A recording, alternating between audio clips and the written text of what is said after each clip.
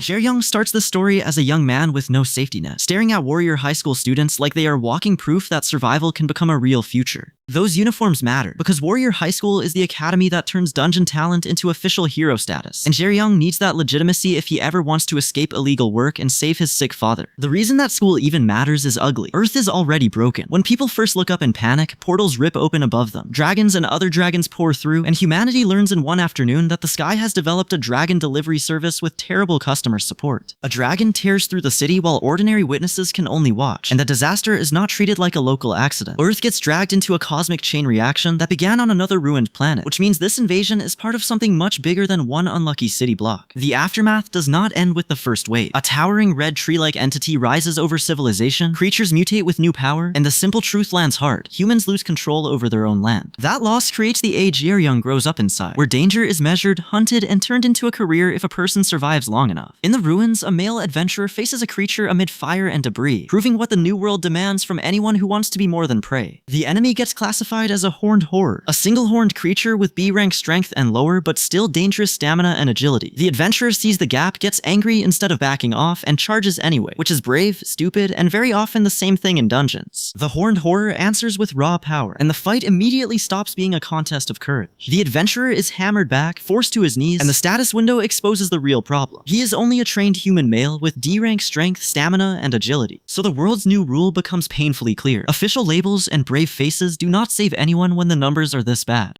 The horned horror stands over him, seizes him, and the dungeon economy Jae-young depends on reveals its hidden price. One bad matchup can turn a living adventurer into inventory. The dungeon disaster does not only create monsters, it leaks power into humans too. And that is the part Jae-young needs most. A fighter draws that power out, hits back against a creature that should be above him, and the status system confirms the impossible. His strength jumps to B. In this world, survival is not about courage alone anymore. It is about whether the anomaly chooses to upgrade your body before something eats you. But the same force that makes humans stronger is unstable enough to turn every fight into a gamble. The fighter keeps pushing, takes the backlash, and still forces out more power, which proves why people chase these abilities even when the process looks medically inadvisable. One minute you are training, the next minute your nervous system is hosting a thunderstorm with no safety manual. So humans start turning anomaly power into a system. Train harder, measure growth, and separate ordinary people from the rare individuals who can actually fight back. That matters to Jae-young because he is not rich, protected, or official yet. If he wants to cure his father and escape smuggling, strength has to become his entrance ticket. Then the world escalates from isolated dungeon horror to full-on monster war. Demonic forces gather, leaders rise from the devastation, and organized raid teams form for one reason: if humans do not reclaim the dungeons, Earth becomes monster property. The first hero era is born in blood, ruins, and a truly unreasonable amount of overtime. For Jae-young, a young male smuggler secretly cultivating anomaly power, this history is not some classroom legend. He carries the same dangerous potential inside him, while creatures from the breaches keep proving that raw talent means nothing if it is discovered too late. The question is no longer whether monsters exist, it is whether Jae-young can become strong enough before one of them finds him first. Dungeons also become an economy, because when raiders defeat monsters, the rewards can change a person's life overnight. A dragon falls, a treasure box opens, weapons appear, and suddenly every broke survivor on Earth can understand why people risk death for one successful clear. For Jae-young, that money is not greed. It is medicine, rent, and a way out. But treasure creates criminals as quickly as it creates heroes. Some people break dungeon law, steal rewards, and run, which means a smuggler like Jae-young survives in a world where monsters are only half the danger. The loot bag may be small, but it carries enough trouble to ruin lives with both hands. The official rule is simple: report dungeon criminals to the association before their theft becomes everyone else's disaster. Yet the tension keeps spilling past paperwork until confrontation breaks out in a warehouse and the warning becomes real. This is the world Jae-young has to climb through. Monsters in the dungeons, thieves outside them, and power that can save him only if it does not expose him first. Jae-young, the dungeon smuggler trying to turn hidden power into a real future, answers the stronger opponent's opening attack without backing up.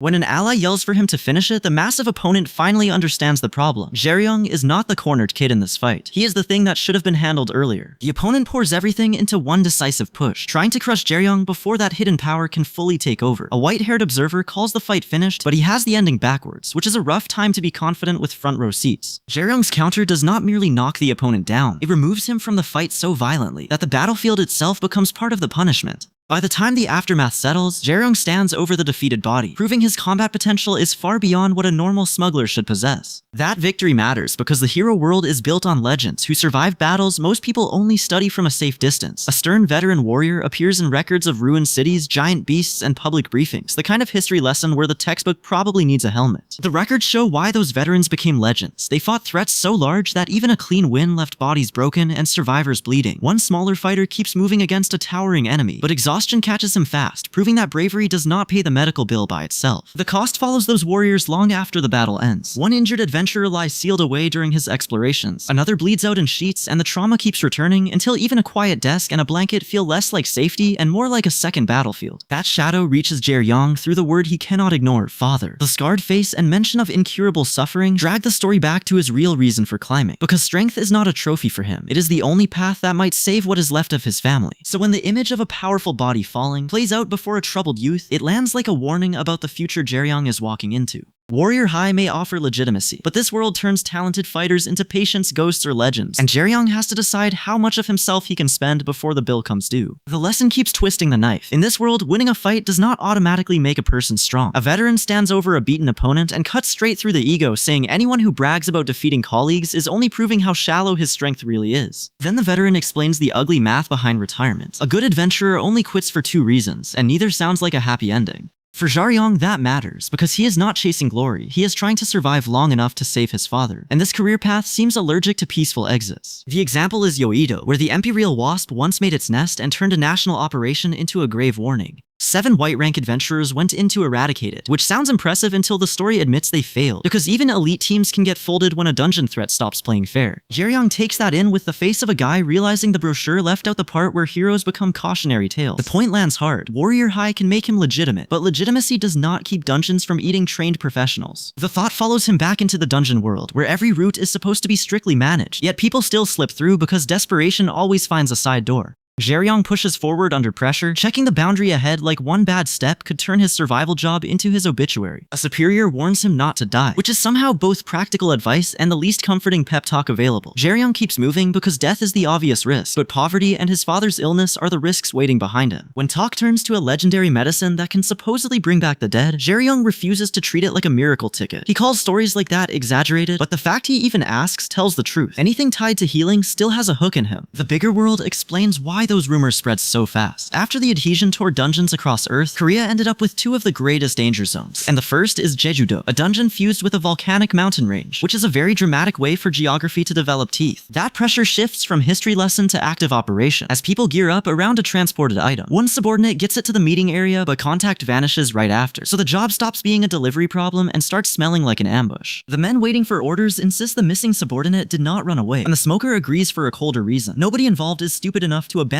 something worth risking lives for. That means the item is valuable enough to pull loyalty, fear, and greed into the same room. Then the real danger reveals itself. Humans are not the only ones willing to die for that prize. A non-human pursuer closes in through the chaos, which means the resource Jaeryong heard about is no longer just a rumor, it is bait. The crisis crashes onto Jin Sarum, a wealthy first-year combat student at Warrior High, who has been backing Jaeryong's climb into the hero world. A creature strikes hard enough to force her into survival mode, and suddenly the school path Jaeryong wants looks less like a classroom and more like a dungeon with attendance sheets. Jin Sayaram braces as the creature escalates, and this is the bridge between old legends and the present threat. Students are now being tested by the same kind of world that destroyed veterans. She holds her ground inside the dungeon pressure, but the message is brutal. Warrior High does not wait until anyone feels ready. The school calls this a D+ combat simulation, but the fine print is horrible. The test zone uses real dungeon conditions, including creatures already living inside it. Jinsa Aram, the wealthy Warrior High first-year backing Jaeryong, realizes she is not sparring for grades anymore. She is trying not to get folded by a live monster with a system measuring the danger. Jin Sarum answers the first rush with her blade, but the creature's strength wins the argument instantly and throws her back. When the system identifies it as a juvenile Titan ape with a 3-star danger rank, the problem becomes clear. This is a student test, handing out adult-sized consequences, very generous of it. The Titan ape takes control by refusing to give Jin Sarum space to think, pressing her with raw power until defense alone will get her crushed. That forces her to stop fighting like a cautious exam taker and start fighting like someone trapped in an actual dungeon. Jin Sarum chooses magic and finally creates a turn, using fire to push back against a creature her sword cannot safely handle. The cost is written all over her face. This move keeps her alive, but it also proves the test has already dragged her past comfortable school-level tactics. Across the same dungeon pressure, another fight shows the test is not only punishing strength, it is punishing habits. Anisha, the genius range damage dealer, realizes her opponent is reading her timing before she even fires, which means repeating the same trick will only get her caught faster. The danger keeps tightening until Jae-young, the illegal dungeon smuggler trying to turn hidden power into a legitimate warrior high future, has to enter the exchange himself.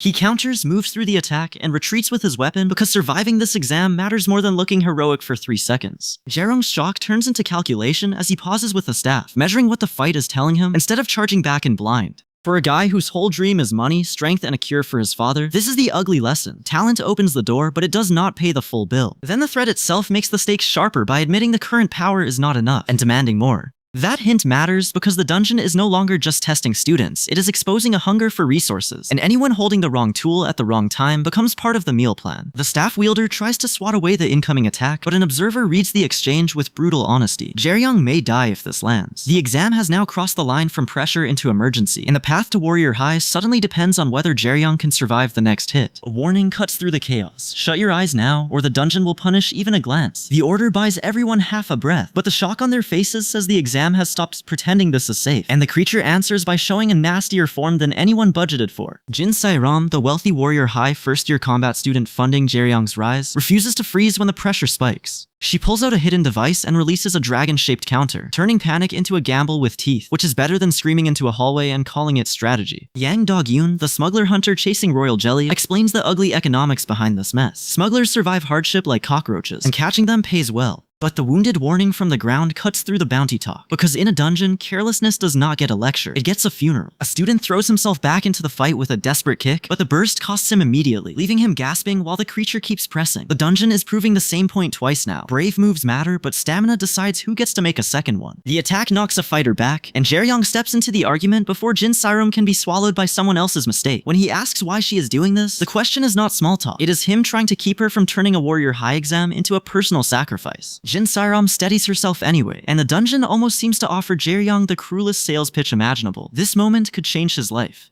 That is the trap inside the opportunity, because every path toward money, medicine, and legitimacy keeps asking him to survive one more impossible thing first. The creature launches another overwhelming assault, and Jae-young understands he only has a few seconds to turn defense into a plan. A few seconds is not much, but in this place it is practically a luxury item with a price tag still attached. Jae-young grips the staff and reminds Jin Se-ram that it was not handed over so she could hesitate. He tells her to repeat the strike she landed earlier, channel it through the staff, and send the force back, which means their best chance now depends on trust under pressure, not solo heroics. Jae-young then takes the dangerous job himself, darting in to hold the creature's attention while Jin Se-ram prepares the counter. He admits he cannot keep it focused on him bare-handed for long, so the next exchange has to work, or the exam emergency becomes a body count. Jae-young holds the line long enough for Jin Se-ram to try the staff counter, but the golem immediately exposes the ugly truth. Her return shot is nowhere near the power it threw at them first. It even sounds disappointed, which is rude behavior from a walking exam hazard. So Jae-young stops treating this like a practice drill and pours in everything he can spare, deciding that raw output has to cover the gap in Jin Se-ram's control. The point is simple. If their teamwork cannot hurt the golem now, the trap students lose their one opening. Warrior High's basic combat lesson finally becomes life or death instead of classroom noise. Timing first, aim second, panic never. A student survives the golem's charge by moving on the right beat, then commits to a clean counter instead of wasting power on a desperate swing. The counter lands hard enough to stagger the golem, proving the students can survive this emergency only if they apply their training under pressure. The attacker keeps its balance afterward, and that matters more than style points, though the school ranking graphic clearly wants applause too. Because the dungeon crisis is testing more than strength, the story pulls back to the school life that made these students believe they were ready. Anisha, a genius range damage dealer among the students, moves through campus cheerfully, while Jin Se-ram's world waits outside with polished cars and adult expectations. That outside world is the Jinsong Group, South Korea's 4th-ranked business where money can put almost anything within reach. For someone like Jae-young, who needs strength and resources to save his failing father, that kind of backing is not luxury, it is survival with a logo on the building. Jin Se-ram comes from that elite sphere, but her admiration points somewhere else. She respects adventurers more than anyone, even when the job means danger instead of comfort. Anisha sees the contradiction immediately, because wanting the hero path and being built for it are painfully different things. Jin Se-ram keeps pushing herself until her body starts paying the bill, and Anisha calls out the adults around her for letting it continue. The answer is blunt. Se-ram chose this, so stopping her would mean denying the one thing she wants for herself. Anisha grudgingly admits Jin Se-ram is not bad for a human, which from her sounds less like praise and more like a receipt with teeth. But the harsher truth remains, Sairam's ability is only slightly above average, so if she wants to stand beside real monsters and prodigies, she needs resolve strong enough to make up the difference. Jin Sairam's father hears the part nobody says politely. His daughter is not some ordinary kid grinding from zero, because her family name already puts a spotlight on her. Sairam still bends over from exhaustion, and Anisha, the ranged genius watching this mess unfold, compares that stubbornness to her own sister, which is basically affection delivered with the safety off. The problem is not that Sairam is weak in normal terms. For a regular human, her combat ability, bow work, and discipline would earn applause fast, but Warrior High does not grade on normal, and rich kid praise becomes a very small umbrella in a very ugly storm. Anisha cuts to the real danger. Sairam was born with benefits, but not overwhelming talent, so envy will twist every achievement into proof that she had it easy. If Sairam keeps chasing the hero path, she may end up isolated by the same people smiling around her, and even her father has to face that talent cannot be bought like training gear. That social divide matters, because Jaeryong's own path into Warrior High is even messier. He is not protecting status, he is trying to survive the illegal work that got him this far. When he realizes Jin Sairam has his student ID, he goes from confused to offended in record time, then tells her to come closer while she panics at whatever stunt he is about to pull. Jaeryong turns the situation into leverage by reminding Jin Sairam that an accomplice gets punished like a smuggler.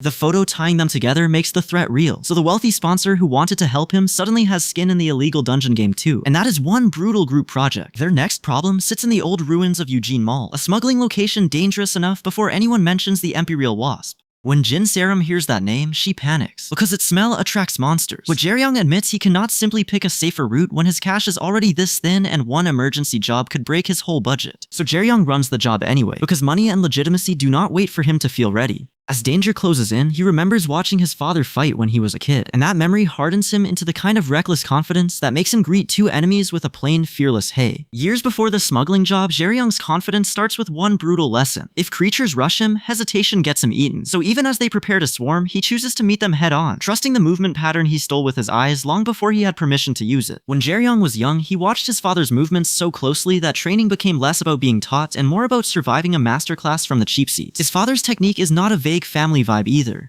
It has structure, numbers, and enough force behind it to make childhood observation look suspiciously like espionage with homework. The first technique is called Needle, a strike that pours speed, power, and body weight into one ruthless point. That explains why Jaeryong hits so far above what a broke dungeon smuggler should manage. He is not improvising, he is replaying a weaponized memory. Back in the present, Jaeryong enters the old ruins of Eugene Mall with Jin Sairam, the wealthy Warrior High first year who funds him because his raw talent might become something legitimate. The place is still a smuggling route, not a safe field trip, so every step forward risks turning his money problem into a funeral problem. Jin Sairam pushes them onward after the recovery drink buys them a little breathing room, but she still wants the plan checked one more time. That caution matters, because this job is supposed to be controlled danger, and controlled danger is usually the part where the building starts laughing without making a sound. Inside, the ruins stop feeling like a route and start feeling like a trap. Jaeryong and Jin Sairam reach a huge abandoned chamber, and their confusion says the same thing. This is not the monster traffic they prepared for. Then they see the thing waiting there, and the plan quietly dies on arrival. The creature is massive, violent, and surrounded by evidence that other monsters already lost badly, which means Jaeryong is no longer sneaking through danger. He has walked into something that hunts the hunters. Jaeryong understands the nasty truth of dungeon work. Humans survive impossible situations, mostly because they decide to move before fear finishes its speech. With that resolve, he holds himself together while Jin Sairam freezes, because one of them has to turn panic into a next move. The threat reveals itself more clearly, and Jin Sairam's shock confirms this is outside their original estimate. Jaeryong spots the bodies and the creature at once, so the question changes from how they finish the smuggling route to whether they can leave with all their limbs still attached. The creature is identified as a slasher lip, danger rating 2 to 6 stars, which is a beautifully unhelpful range when it is already in biting distance. Jaeryong does not wait for the rating to pick a number. He moves first and uses his staff to keep the slasher lip from controlling the space. Jaeryong's practical skill finally shows its value. He cuts into the slasher lip and follows before it can recover. A severed limb drops, but his face stays locked in, because wounding it is not winning yet, and this dungeon has already proven it punishes anyone who celebrates early. After surviving the smuggling route by inches, Jaeryong still has to prove the ugly part of his talent, whether his street-learned combat can finish a real dungeon creature before it finishes him. The slasher lip tries to turn the fight into pure chaos, but Jaeryong keeps forcing it back into a problem he understands: distance, timing, and one good opening. When the creature finally drops, Jaeryong checks the damage instead of celebrating, and that says plenty about how he survives.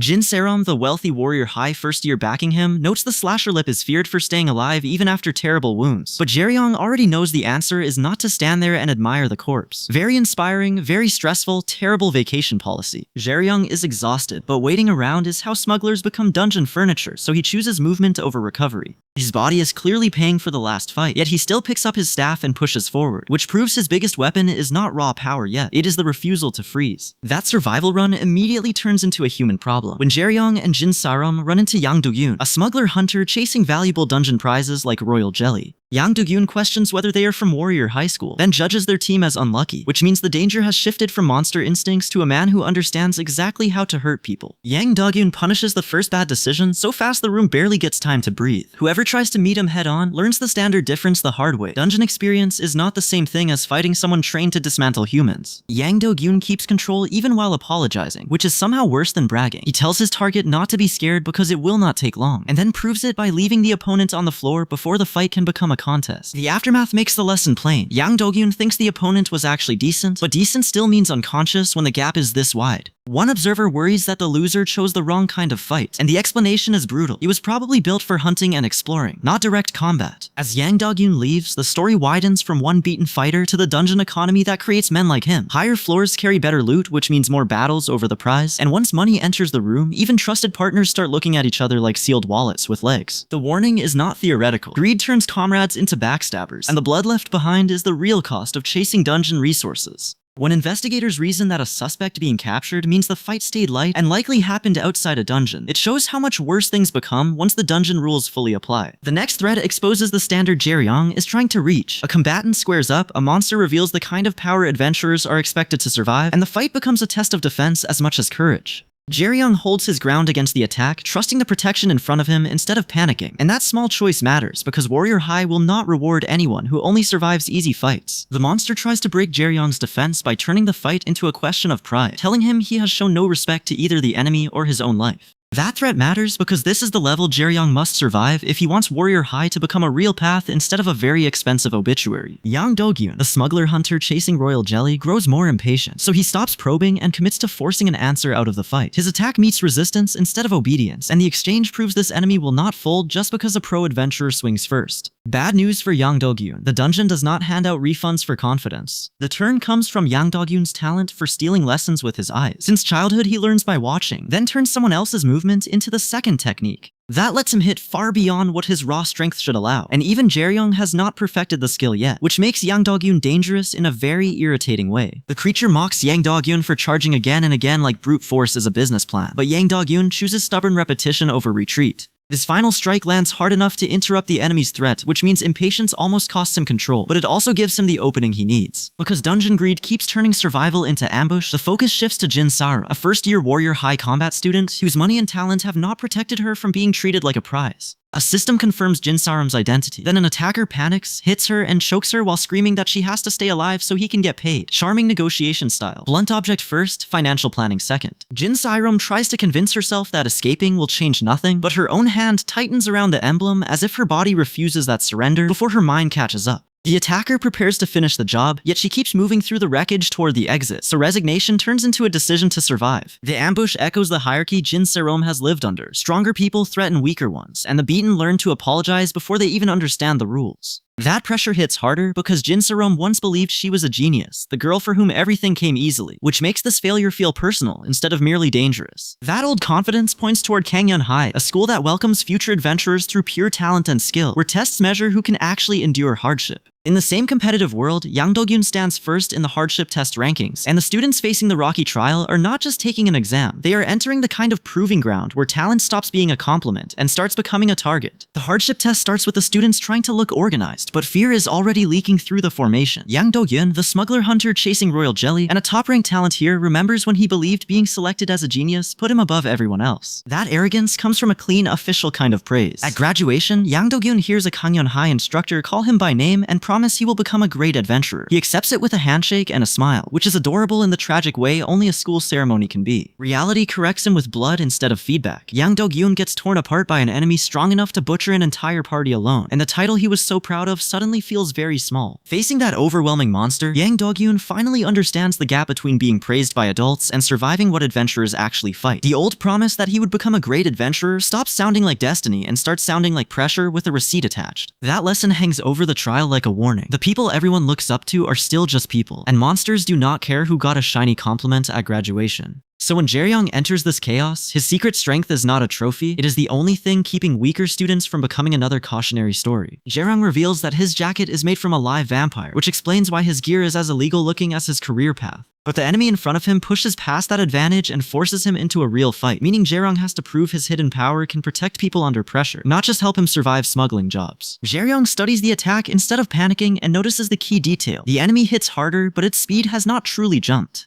That turns the fight from impossible into barely manageable, so he uses timing and positioning to survive the next exchange, rather than trying to overpower something built to punish talent. The counter works, but it costs him blood and breath, and Jae-young ends up hurt, gripping a metal pole just to stay in the fight. Then the enemy praises his reaction speed and talent, which is never comforting when it comes from something currently trying to fold him into the floor. Jae-young realizes the threat fights like a swordsman, not a mindless monster, and that changes the danger completely. Even wounded, he thanks the opponent because surviving this long has given him the information he needs, but the enemy only grins and decides Jae-young's talent is exactly what it wants to crush next. The sword-like enemy gets even more excited after hurting Jae-young, which is terrible news because it does not want victory anymore. It wants proof that Jae-young can keep surviving, and Jae-young's body is starting to file a formal complaint. Jae-young still thinks instead of panicking, so he builds a gamble around blood and a needle technique that might turn the enemy's appetite against it. But the opponent reads the plan before it lands, which means Jae-young is not fighting a beast with instincts, he is fighting something smart enough to punish strategy. Jae-young tries to force the opening anyway, but the answer comes back too fast, and even he realizes the exchange has gone off script. Anisha, a range damage dealer with enough nerve to draw while terrified, steps in because if Jae-young falls here, everyone behind him becomes next on the menu. The enemy is injured but still dangerous enough to toy with them, even throwing out words that sound almost like a warning. Jae-young fires back with sarcasm, but the joke is armor, because he needs everyone moving before this thing turns one mistake into a funeral. The aftermath leaves the place wrecked and one fighter down, so the students finally understand the gap between school confidence and dungeon reality. When someone asks if the fallen student is dead, the answer is basically no, but that is not the same as fine. Jae-young decides the fight has gone far enough, and the rescue turns into leverage the second the danger passes. He reminds the safe student that living through this comes with a debt, which is blunt, practical, and honestly cheaper than hospital billing. That debt matters because this whole mess traces back to an earlier betrayal, when a raid party first crossed paths with a monster attracting treasure. In that beginning, survival and greed get tangled fast, and the people involved start making the kind of choices that follow them later. The flashback shows the party pushing toward a golden source instead of backing away, because whatever it is, it looks valuable enough to make caution feel optional.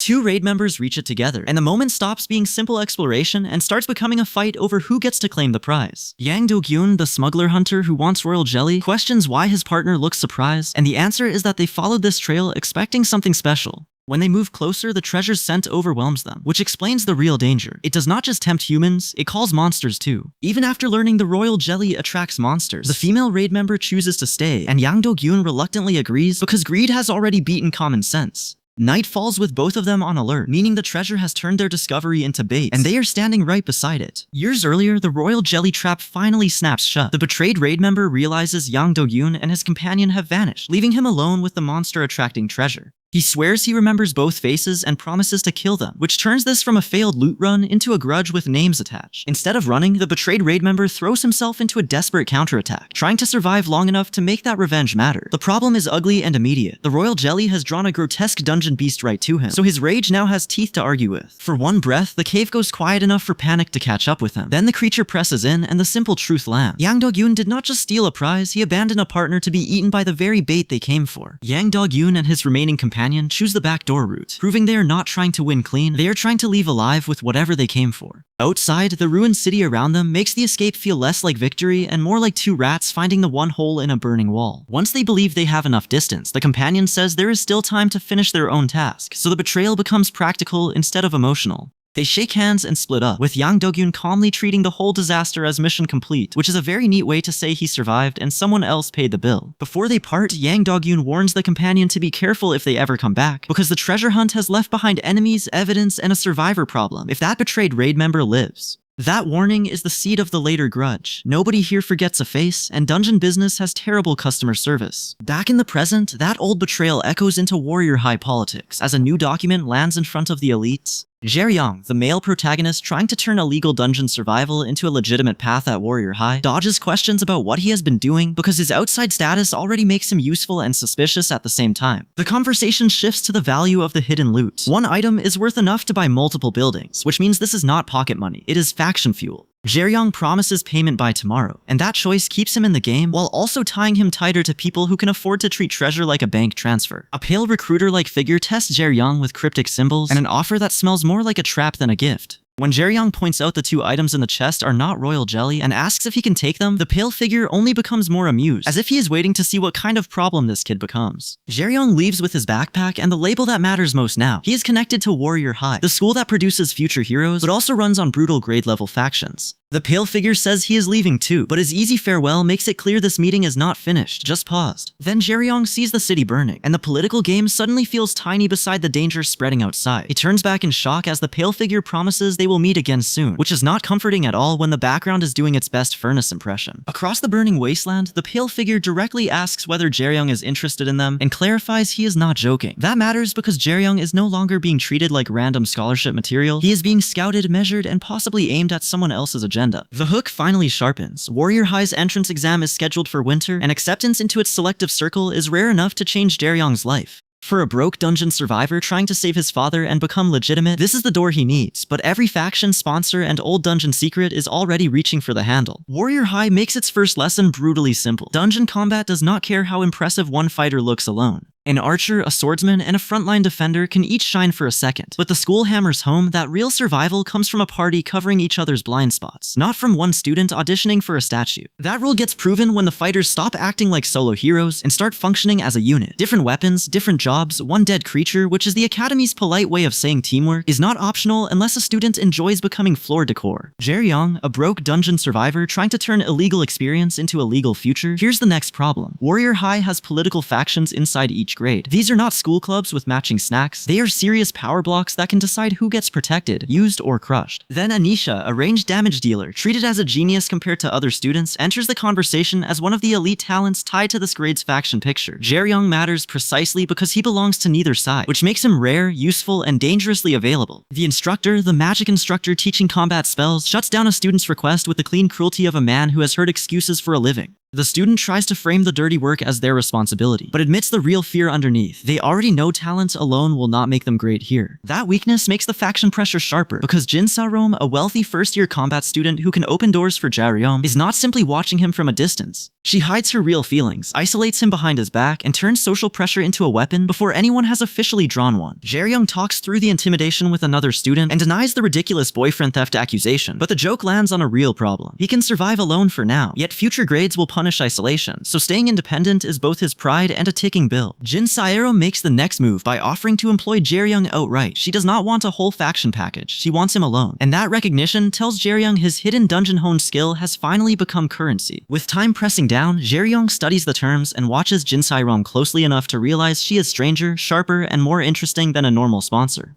So when she forces the way open, he answers in person and accepts the partnership, meaning his outsider path into Warrior High now has a patron attached to it. That partnership immediately leads into the dungeon barrier at Gangnam's 12th location, where the training stops feeling theoretical. Anisha receives her message and prepares alone, while Jin Sa-rom braces inside the dungeon, which matters because the balanced party lesson is about to be tested for real. Jin Sa-rom recognizes a teacher approaching, but the teacher's arrival is not reassurance, it is the warning bell. He says there is a problem, shows the coin, and the answer is worse than a failed assignment. There were none, meaning the expected safety condition is missing. The teacher immediately orders Jin Sa-rom behind him as a massive creature emerges, turning the exam space into an emergency. Jae-young's new road into Warrior High has barely opened, and already the school is proving its favorite lesson again. If the party is incomplete, somebody pays first. The rescue immediately gets worse. The teacher tries to hold the line, but the Titan ape grabs him, and a second larger one turns the emergency into a trap. Jin Sa-rom, a first-year combat student at Warrior High, is not facing a normal exam mistake anymore. She is standing inside a dungeon problem the school did not plan for, which is a pretty rude thing for a school to forget. Jae-young cuts in to force the Titan ape back, but the move burns through him instead of solving everything cleanly.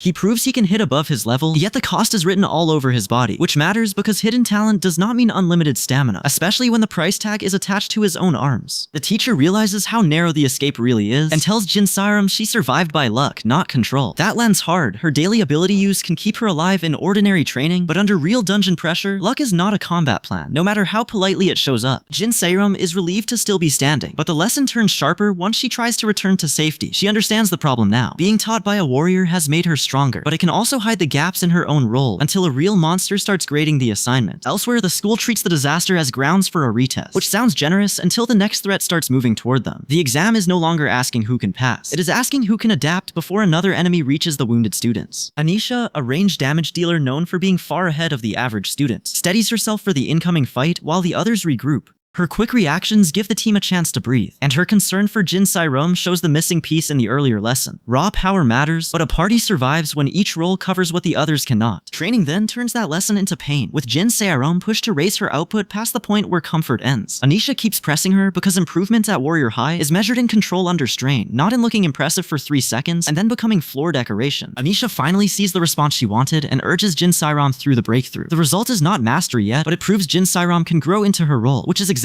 what the failed dungeon balance test demanded from her. Anisha, the ranged damage dealer whose talent keeps making everyone else look undercooked, proves she is not just pretty or lucky. Her power spikes so hard that the warning becomes personal. Anyone walking the same path will spend years being measured against her, which is a brutal career plan unless they enjoy losing arguments to a scoreboard. That explains why Anisha struggles to find party members, even when she is obviously valuable. When another student asks why nobody wants to team with her, the answer is simple and ugly. 2 ranged damage dealers in one party leave the same weakness twice, and dungeons are not generous enough to ignore that math. So the test is not really asking whether Anisha can hit hard, because everyone already knows she can. It is proving that a party built around talent alone still breaks when pressure lands in the wrong place. And when a looming threat orders her to stop struggling, her limit becomes the lesson instead of her damage output. That lesson cuts straight into Jaeryong's real problem, because strength at school means nothing if he cannot save his father outside it. Jaeryong, the dungeon smuggler trying to turn hidden power into a legitimate future, faces a doctor who explains that his father's condition is almost unheard of, maybe the only surviving case tied to dragon blood infection. The cure does exist in theory, but the bottleneck is nastier than the disease. The painkiller needs Sky Trigger milk, an ingredient from a 5-star danger rank creature. Money cannot brute force this one, because a new enhancement potion suddenly makes the same ingredient valuable, so companies and adventurers have already swallowed the market whole. Jaeryong rushes for any answer, but the doctor makes the shortage even worse, stabilizing his father needs as much Sky Trigger milk as 10 potions. That means Jaeryong is not short on cash. He is short on something the entire adventurer economy is fighting over, which is a lovely time for capitalism to put on steel-toed boots. Then hope finally kicks the door open when someone confirms the ingredients can be acquired, turning Jaeryong's panic into a plan. The trail leads back to Jin Sairam, the wealthy warrior high combat student who funds him, as she checks whether he is preparing for the entrance exam. And at the Jinsong Group's Special Defense Industry Research Institute, Jaeryong can only admit the situation is not too bad. At the Jinsong Group Research Institute, an examiner finally turns Jaeryong's desperation into something measurable, potential. For a guy trying to buy his way to his father's cure and into Warrior High's brutal hero pipeline, this test decides whether he is a miracle prospect or just an underfunded kid in expensive gear. The scale makes the gap brutally clear. Normal talent sits low, genius begins higher, and anything beyond that enters the territory humans only reached after the anomaly rewrote the rules. Warrior High does not want hopefuls, it wants bodies with enough abnormal stats to survive, which is a charming admissions policy if your hobby is terrifying teenagers. Jaeryong realizes Jin Sairam set him up for more than a casual checkup when she asked how he felt. The equipment locks him in, the test begins, and instead of backing out, he decides he might as well learn the truth about the power he has been hiding. Inside the measurement suit, Jaeryong stops treating this like a medical exam and starts treating it like a fight with paperwork attached. He grips the weapon, the machine responds, and the observers immediately understand they are not watching an ordinary applicant warm up. The testing system launches Jaeryong into full exertion, forcing his body to reveal what casual training could never prove. These suits exist to push candidates across multiple fields until their limits show, so every movement now becomes evidence for whether Jaeryong can truly stand among Warrior High's monsters in training. One researcher challenges the story around Jaeryong, asking how a kid from a normal high school can produce results like this. Curiosity turns sharp because if Jaeryong's numbers keep climbing, Jin Sairam has not just sponsored a student, she has dragged a hidden anomaly into an elite facility. Jin Sairam, a first-year Warrior High combat student with real battlefield instincts, tests the system by reading attack patterns, dodging until she finds the opening, then countering cleanly.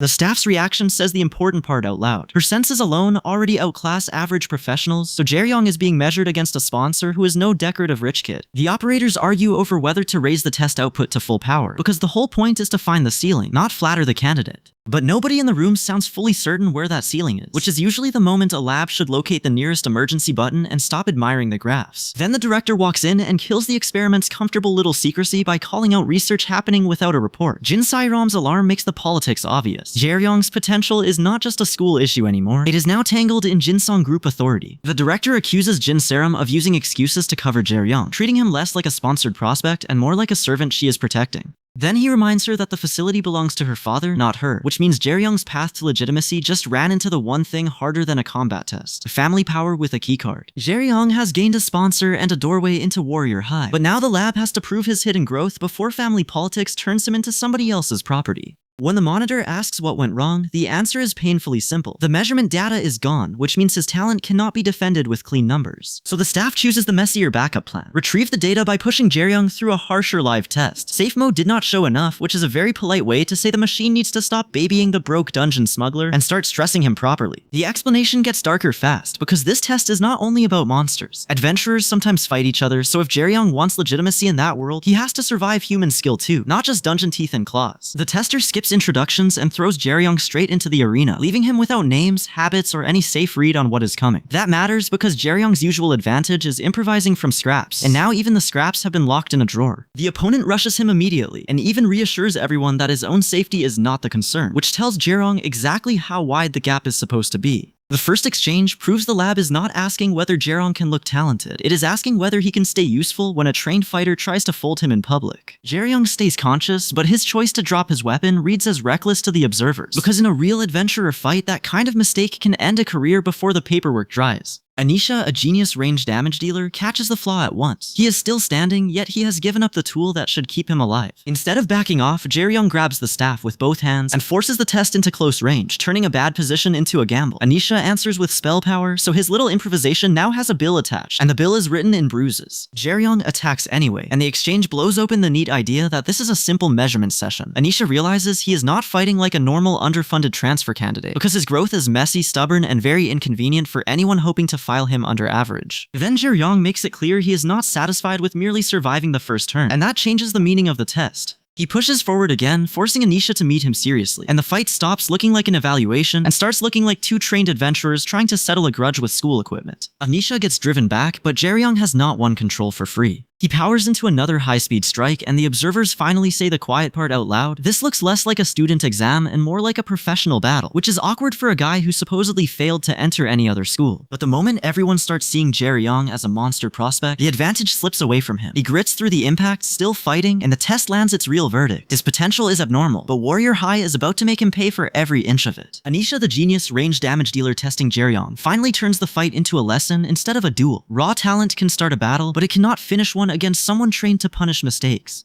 She drops him hard enough to make the verdict feel personal, then tells him his loss was already baked in no matter how stubbornly he swung back. That hits Jaeryong where it hurts, because his whole life has been survival without instruction. He admits he has never been properly taught, and Anisha does not soften the blow. She has seen plenty of talented people confuse instinct for skill, and that mistake gets people killed in real dungeons. Jaeryong wavers for a second, but shame does not make him quit, it makes him double down. He hates being treated like some lazy prodigy coasting on gifts, so he stamps his foot down and demands another round. Not because the result matters, but because proving he can learn matters more. Back in the arena, Jaeryong is confused when the test tells him he can stop and collect his results. Anisha shuts down his rematch fantasy immediately. Repeating the same fight without changing anything will only give him the same loss, which is rude but annoyingly efficient. But that refusal becomes the switch that lights up Jaeryong's real value. His power surges because his body is not accepting the test as a wall. It is treating it like a missing textbook. And that matters because Warrior High is measuring growth under pressure, not clean technique. The reason his style looks so strange is simple. Jaeryong built himself from zero without a teacher, filling every gap with talent, desperation, and dungeon survival. That makes him sloppy in the places a school would polish, but terrifying in the places no school can safely teach. Now the observers start reassessing him, because Jaeryong is not merely copying trained fighters, he is forcing his self-made methods to work against elite standards.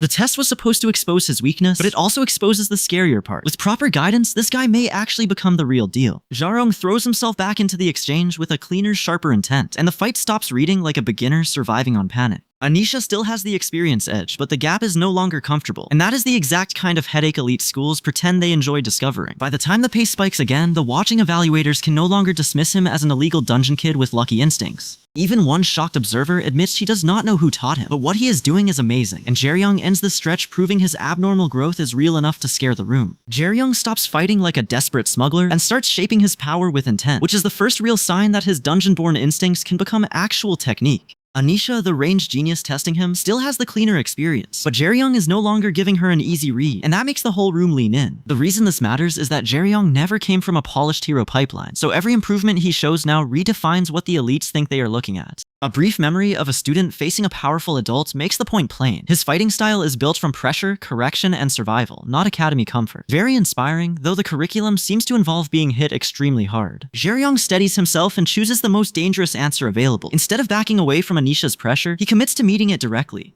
That choice proves his courage, but it also exposes the problem with raw growth, because confidence does not magically replace years of battle timing. The exchange finally breaks against him, and the elevated observers realize this was not a random brawl. It was a measurement. Anisha can still finish the fight when she decides to, which means Jaeryong's talent is terrifying, but not yet enough to carry him through elite combat alone. Jaeryong accepts the loss without pretending it was close, admitting that pushing further would only stack more injuries onto the same bad decision. The staff watching him do not dismiss him though, because surviving that kind of lesson and understanding why he lost is exactly the difference between a reckless kid and a recruit worth developing. Because Jaeryong has proven he can grow under pressure, the conversation shifts from whether he has talent to what kind of world he is trying to enter. At Warrior High, strength is not just punching power, it is stats, sponsorship, equipment, and the money to turn potential into a future, which is a brutal little invoice for a boy trying to save his father. A black class adventurer ranked 19th in South Korea becomes the measuring stick for what real elite status looks like, and the comparison is not subtle. He claims he has the edge through both age and talent, which tells Jaeryong exactly how steep the climb is if he wants to stand among graduates of Warrior High instead of watching them from below. Then the sponsorship gap gets spelled out in the most painful language possible: casual luxury.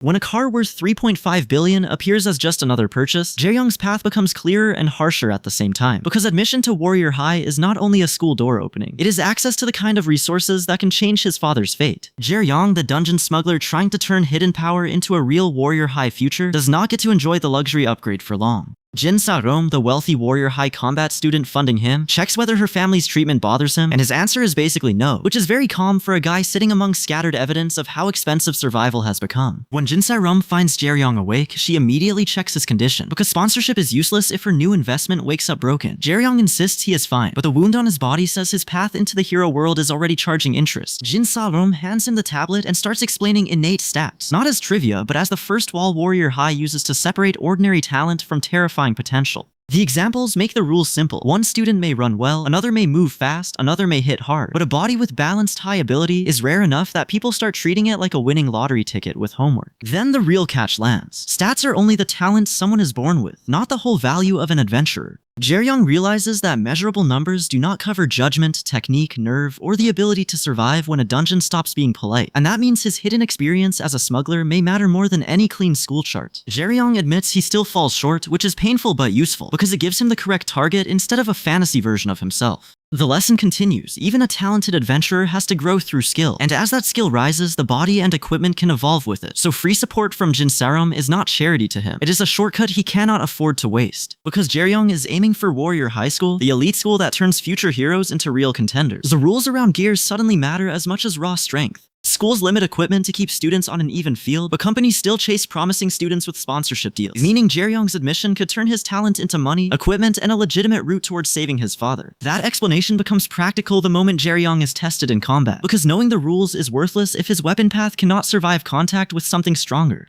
Jin Sa-rom's side brings him to the Jinsong Group Research Facility's underground blacksmith, where preparation stops being a lecture and starts becoming custom survival hardware, tied to the dungeon once known as the Boiling Abyss. Jaeryong reaches the underground blacksmith expecting equipment, but the Forge crew treats his weapon path like a survival problem, not a shopping trip. The production lead confidently walks him through the process as the Forge shapes 2 custom weapons, which means Jaeryong is no longer borrowing a place in the hero world, he is being fitted for one. The test starts brutally fast, because the moment Jaeryong tries to rest, he gets punished for thinking this weekend might include peace. The production department's team leader arrives with way too much enthusiasm for a man interrupting a nap, and the setup becomes clear. Jaeryong's new weapons need a real monster to prove they are more than expensive metal. That monster is Arjas, an Elder Titan race threat who towers over the testing ground and treats the whole fight like a hunt. Arjas makes the rules simple for Jaeryong: prove he is prey worth respecting, or get treated like lunch with better shoes. Arjas explains that among his species, strength decides who gets chased and who gets eaten, but Jaeryong's reaction makes him curious instead of dismissive. Jaeryong has the eyes of someone used to hunting back, so when Arjas invites the challenge, Jaeryong answers by stepping in with his new weapon and daring the Titan to beat him. Jinsa-rom, the warrior high combat student funding Jaeryong's climb, tries to stop him because she understands the gap better than he does. But Jaeryong chooses pride and pressure over caution, accepts Arjas' offer, and lands the first real hit to prove he will not retreat just because the opponent is above his level. For a moment, Jaeryong's new weapon path looks like it can actually force an answer out of Arjas. He keeps pressing instead of celebrating the first wound, which matters because a single lucky strike will not carry him through warrior high, dungeons, or the money race to save his father. Then the truth hits Jaeryong harder than the counterattack. Arjas is not simply tough, he is a complete wall. Jaeryong already knows some monsters survive his usual one-shot style, but this feels different because every follow-up only proves the Titan is operating on a level he cannot brute force. Arjas fully reveals why Serom was worried, and Jaeryong's recklessness stops looking brave and starts looking expensive. The danger rank system measures monsters by stars, and while a 1-star creature like a mantis fly is common enough for trained fighters to handle, Arjas sits far beyond that beginner scale, which means Jaeryong has challenged a lesson with claws. The danger scale puts Jaeryong's mistake into plain numbers. A 2-star cluster raptor is already a real battlefield problem, but soldiers can still bring creatures like that down with guns, armor, and enough coordination. Even a 3-star Titan ape juvenile sits inside the range where a prepared military can fight back, though nobody is walking away clean from that job. The world did not build this ranking system for trivia night. It built it to decide who gets evacuated before things become a crater. Once the rank climbs to 4 stars and beyond, the military playbook starts falling apart. Against something like Democula's, commanders stop dreaming about clean victories, pull ground troops into evacuation and damage control, and after civilians are out, they bomb the entire area until the map needs an apology. That is why powered fighters matter. Past 5 stars, brute firepower can kill the monster, but it can also ruin everything the humans were trying to protect. So when Arjas, an Elder Titan with a previous 7-star danger rank, presses Jaeryong about his weapon, it is not small talk. Anisha, the genius range damage dealer watching the fight, realizes the same thing. Arjas is trying to understand whether Jaeryong is borrowing power or actually shaping it himself. Jaeryong's answer lands hard because the weapon is his own creation, and that means his path is not just survival anymore. It is craftsmanship under pressure. Arjas attacks again, and Jaeryong has to solve a problem that has no comfortable answer. Blocking straight on fails. Absorbing it kills him, and his usual swelling power will not save him. So he chooses the only thing left, a technique built for surviving someone stronger. This is the moment Jaeryong stops trying to win by being tougher and starts trying to win by being smarter. The first impact proves the basic rule immediately. When raw power meets raw power, the bigger force wins, and Arjas has that category stapled shut. But Jaeryong calculates the angle and point of contact instead of contesting the full weight, turning defeat into redirection. He cannot overpower a 7-star Titan, so he makes Arjas' strength miss the result it was supposed to get, which is rude, clever, and probably very annoying to be on the receiving end of. That opening gives Jaeryong one usable weakness, and he commits to it before Arjas can reset the fight. He drives a needle strike at Arjas' eyes, not because it is flashy, but because even a superior monster still has places it cannot ignore. The hit does not end Arjas, but it enrages him, which means Jaeryong has finally proven he can hurt the wall, and now the wall is furious. Arjas stops treating Jaeryong like a random pest, because the weapon in his hands points to an older problem. The weapon maker realizes the ugly truth first. Jaeryong carries something he should only have if a buried debt has come back to collect. That realization changes the fight from survival into inheritance. Arjas explains that Jaeryong waking him was not an accident, then admits Jaeryong has the right to hold that weapon, which is a very dramatic way to say the paperwork is ancient and probably written in blood. Arjas finally names the reason. The one who hunted him in the past was not an army, but a single human. So when he looks at Jaeryong now, he is not just seeing a stubborn kid, he is seeing the echo of the human who once made an Elder Titan remember fear. That old grudge fuels Arjas instead of calming him, and his power surges into a deadlier form. Jaeryong's weapon path is no longer about swinging harder, because against Arjas, every strike has to prove he can inherit a fight that started before he was even born. The truth widens beyond Jaeryong's duel. Arjas belongs to the Elder Titan, a 7-star race with lifespans so vast they can outlast whole eras. That matters because Jaeryong is not fighting a strong monster with a bad attitude. He is brushing against a species-level war machine. The reason Jaeryong's equipment matters is simple and terrifying. Elder Titans are legendary creators of weapons, not just users of them. A blade from that world is not loot. It is history with a handle, which is inconvenient when the previous owner is still angry. Only one other species shares that equipment-making gift, and unlike the Elder Titans, the Horn species chose coexistence with humans. The Elder Titans refused, because they saw humans as worthless, so the conflict was never a misunderstanding. It was a verdict humans had to survive. survive. 30 years ago, that hatred spilled into open battle, and the war left behind weapons, grudges, and living traps that still threaten people now. One of those remnants is Colossus B, Arge's automatic doll, ranked as a potential 4-star danger, which is a fancy label for do not let it touch you. The crisis escalates because the team cannot even call for proper help. Magic interference cuts every communication line to headquarters. An unnamed incoming fighter charges in anyway, trying to stop Colossus B before it reaches the others, but bravery and good timing are not the same thing as being prepared. The fighter hits Colossus B head-on and immediately pays for it, getting hurled back hard enough to prove the doll is not just a leftover machine. With the emergency still locked down and the doll still moving, Jaeryong's path to mastering his weapon now comes with a very immediate question. Can anyone survive the thing guarding Arge's legacy? Years before the present lockdown at Warrior High, the same question already haunts the first generation. How do humans survive dungeon weapons that were never built with mercy installed? An unnamed first-generation hero tries to answer by meeting Colossus B head-on, but the doll drops him first, and his comeback only proves the gap is smaller than death, not smaller than danger. The hero keeps forcing the fight because retreat means letting Colossus B reach everyone behind him, but Colossus B absorbs the pressure and stays in the way. That turns his attack from a winning move into a measurement, and the measurement says the first generation is still under-equipped for the world they inherited. After the clash, the team regroups with a recovered crystal, but the prize does not solve the real problem. They are trapped, cut off, and running out of clean exits. One teammate confronts the leader with the obvious nightmare, and the leader finally says it aloud: not everyone is likely to leave alive. Great news for team morale, terrible news for literally breathing. So the leader chooses the technique that defines desperate modern combat: potential trigger, a skill that drags out more power than the body should safely spend. He follows it with shield slam, which means he is not trying to look heroic, he is buying seconds for the others at a price his own body may have to pay. A teammate warns him that using potential trigger now comes with a cost, but the leader completes it anyway, because the alternative is watching the whole party get erased. Then a new enemy appears before the team can even process the sacrifice, and its taunt makes the situation uglier. They are not fighting a single disaster, they are stuck inside a nest of them. The leader charges first because leadership here means becoming the wall everyone else hides behind, not giving a speech beside a campfire. He pushes through the enemy's defense, but the enemy answers with overwhelming power, forcing him into a guard that turns his own body into the last door between the team and extinction. The demon reads the cost instantly and mocks the transformation, warning that the leader's equipment and body cannot survive what he is forcing them to do. That line matters because potential trigger is not a free upgrade, it is a loan shark with knuckles, and the interest comes due in bones. Elsewhere in that same old dungeon war, another first-generation fighter stands over a defeated armored creature and keeps fighting even when the fight may have no meaning left. His resolve is not pretty or clean, but it wounds the demon watching him, and that is the first proof that human stubbornness can still make monsters bleed. Then Yusung, a 32-year-old adventurer and dungeon clearer, arrives and shocks the exhausted fighter by saying someone has already become the first to clear the dungeon.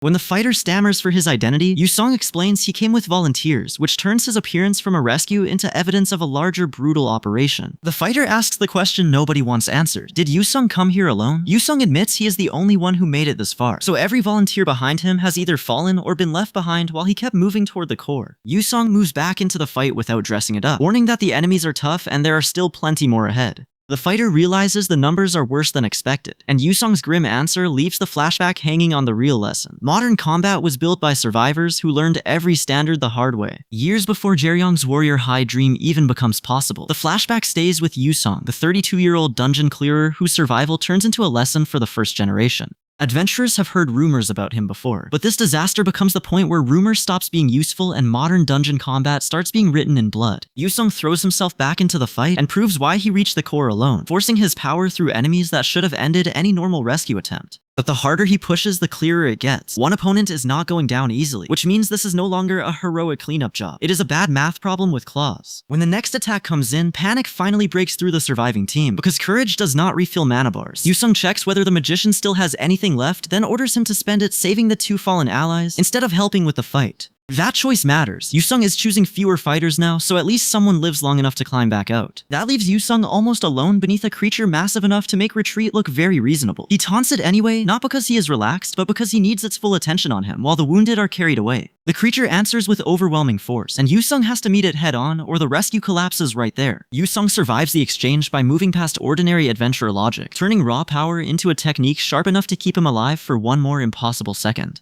A young survivor watches in terror as another attack closes in, and the real point lands. The first generation is not inventing clean textbooks. They are learning what works while people are still screaming nearby. 10 years after the adhesion, humanity has changed enough that raw potential, stats, and equipment can push people towards superhuman territory. But strength alone still leaves adventurers clumsy in real battles, which is exactly the gap Jaryong later has to overcome if he wants to turn illegal survival into a legitimate place at Warrior High. So the survivors begin building something new, a martial art designed for dungeon warfare, separate from old common sense. They study how creatures move, test techniques against real threats, and keep refining the method until the strike finally forces a monster back. Research sounds polite, but this version comes with teeth marks. When the creature falls, the watching survivor can barely believe Yusung has won, but the victory reveals why this battle becomes a foundation. The enemy admits Yusung is different because he understands how to use the power given to humans, not just swing it around and hope the dungeon respects enthusiasm. Yusung grips his weapon and prepares for the next wave, because winning one exchange does not empty the dungeon. As more enemies approach, the flashback's lesson is brutal and simple. Modern adventurers inherit techniques built by people who survived only by turning every near-death moment into a standard. Years before Jaryong's school troubles, Yusung, the 32-year-old adventurer whose survival helps define modern dungeon combat, commits to one ugly truth. If raw strength cannot win, technique has to steal the enemy's strength instead. He brings the axe down with everything he has, but the monster reads him clearly, praising his redirection while warning that the weapon itself may break before his will does. That is the cruel gap first-generation heroes face. They are inventing standards in real time, and the dungeon is grating with murder. Yusung refuses to back off, so he turns the monster's own force against it. His defensive art does not simply block the attack, it rebounds the pressure back at the source, which means the enemy's advantage becomes the thing that punishes it.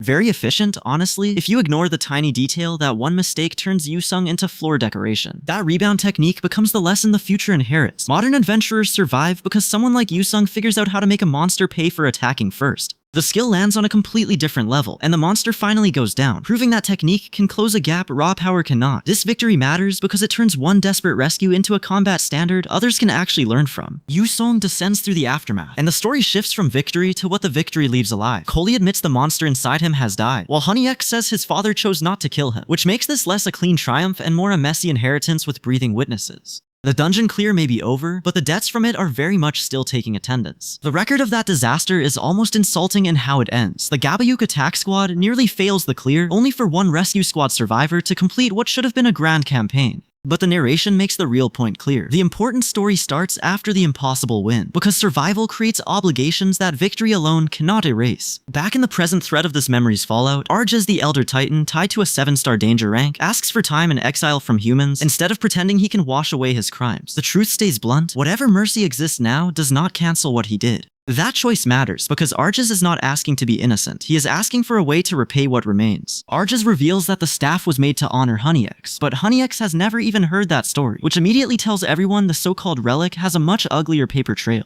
The explanation is almost embarrassingly practical. The staff was sturdy, had no special properties, and debt collectors left it behind. For a legendary weapon origin, that is one unpaid bill away from a pawnshop receipt. Arjas strips away the myth completely and admits the staff's only real talent is hitting people very hard. Honeyx freezes at the mention of debt, and Arjas presses the question that drags the past straight into Jaryong's life. Did Jaryong's father use a staff like that as his weapon? This is the turn, because the weapon is no longer just dungeon history. It may connect to the sick father Jaryong is trying to save. Arjas explains that he originally meant to create an axe for Jaryong's father, but communication with him suddenly cut off. Once Arjas could no longer leave, he sent whatever he had completed, even though he did not fully know what had happened outside. The mystery hurts because Jaryong is chasing strength for his father's sake, and now even his weapon carries traces of a broken promise. Instead of letting that failure define the weapon, Arjas decides the unfinished work still has value. He steadies himself, presents the staff for what it can become, and promises Jaryong he will finish it for him. That gives Jaryong one more tool before school obligations pull him forward. But it also means his path to Warrior High keeps getting tied to secrets his father left behind. Jaryong has the truth about Arjas' unfinished debt now, but that does not magically fix his problem. He still needs a weapon strong enough for Warrior High, and a life stable enough to survive it.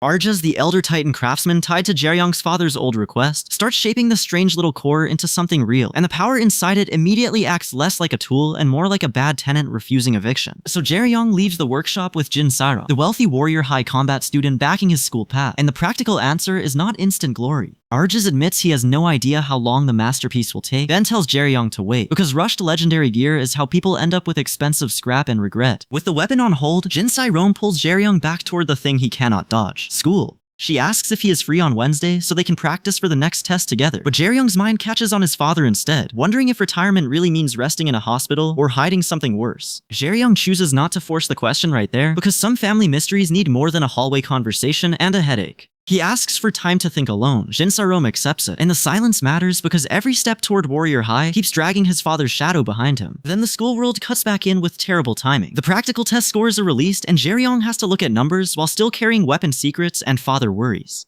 Yusong, the injured 32-year-old adventurer and dungeon clearer, becomes part of the concern because his earlier testimony may connect to the mess Jaeryong is trying to understand. At Warrior High School, the Hero Academy, where Jaeryong is trying to turn illegal survival into legitimacy, the adults are already studying the first years. One teacher visits with the test documents because this class is performing far beyond expectations, which is flattering until you remember schools only stare this hard when trouble is profitable or dangerous. The reason is simple. Warrior High's first year has 3 students being treated as geniuses, and that changes the whole market around Jaeryong's future competition. Anisha, the ranged damage dealer, whose elven blood gives her absurd magical talent, stands out as a near-perfect magic guardian, which means Jaeryong is not entering a classroom so much as a talent auction with desks. The next genius is a hybrid boy, whose body combines dwarf-level strength and durability with human flexibility and reflexes, so his advantage is not just raw muscle. A watching student points out that his physicality is only part of the score, which means the faculty value his whole combat package, not just the fact that he looks built to argue with walls. But talent comes with a social cost, because the isolated genius student wants to know the others and still cannot get close. Students from the dungeon raid department and beyond keep their distance out of fear, so his strength wins him attention while quietly stealing the normal school life he seems to want. That loneliness follows him outside school, where a casual street conversation should be harmless but quickly turns uneasy. He looks down at his drink, loses his confidence, and the moment shifts because someone intimidating steps into his space before he can settle himself. The newcomer overwhelms the mood without needing a long speech, and the isolated student freezes under that pressure. When the stranger's identity stays hidden behind a vicious stare, the scene stops being about school rankings and starts feeling like this genius has enemies or baggage nobody bothered to put in the brochure. Then the tension softens into food, which is almost suspiciously human after all that pressure. Over Tteokbokki, the isolated genius admits he loves the taste but cannot cook it himself, and the conversation reveals why Korea culture means so much to him. Admiration grew naturally, not from strategy but from the everyday people and habits he came to value. Shilkang, the isolated warrior high genius who wants to talk but can't quite bridge the gap, keeps circling his own loneliness and hating how bad he is at people. That matters, because the school's brightest students can still end up looking like they've been quarantined by their own personality. He drifts through downtown and ends up watching ordinary life from the outside, which makes his distance feel less like a mood and more like a habit. Then he notices 2 men entering a PC cafe, and the moment shifts from introspection to curiosity, because this is where he starts tracking how people actually move through the world. Inside the PC cafe, Shilkang tries to interact in his awkward, direct way, and the whole exchange shows how badly he needs connection, even when he pretends not to care. When he finally sits down and starts the login process, the staff has to walk him through the basics step by step, which is funny in the saddest possible way for a genius who can probably crush a dungeon, but needs help registering like a lost uncle at the DMV. That small human scene opens into the bigger reason. Money matters here. Shilkang remembers finding a strange item in a chest with royal jelly, and he immediately thinks like a survivor, not a collector. If he needs cash, he sells it, because in this world, rare dungeon material is not a trophy, it is leverage. The value of that loot comes from a nightmare creature named Enkill, the tyrant of the land, a serpent so dangerous that people throw whole squads at it and still barely keep up.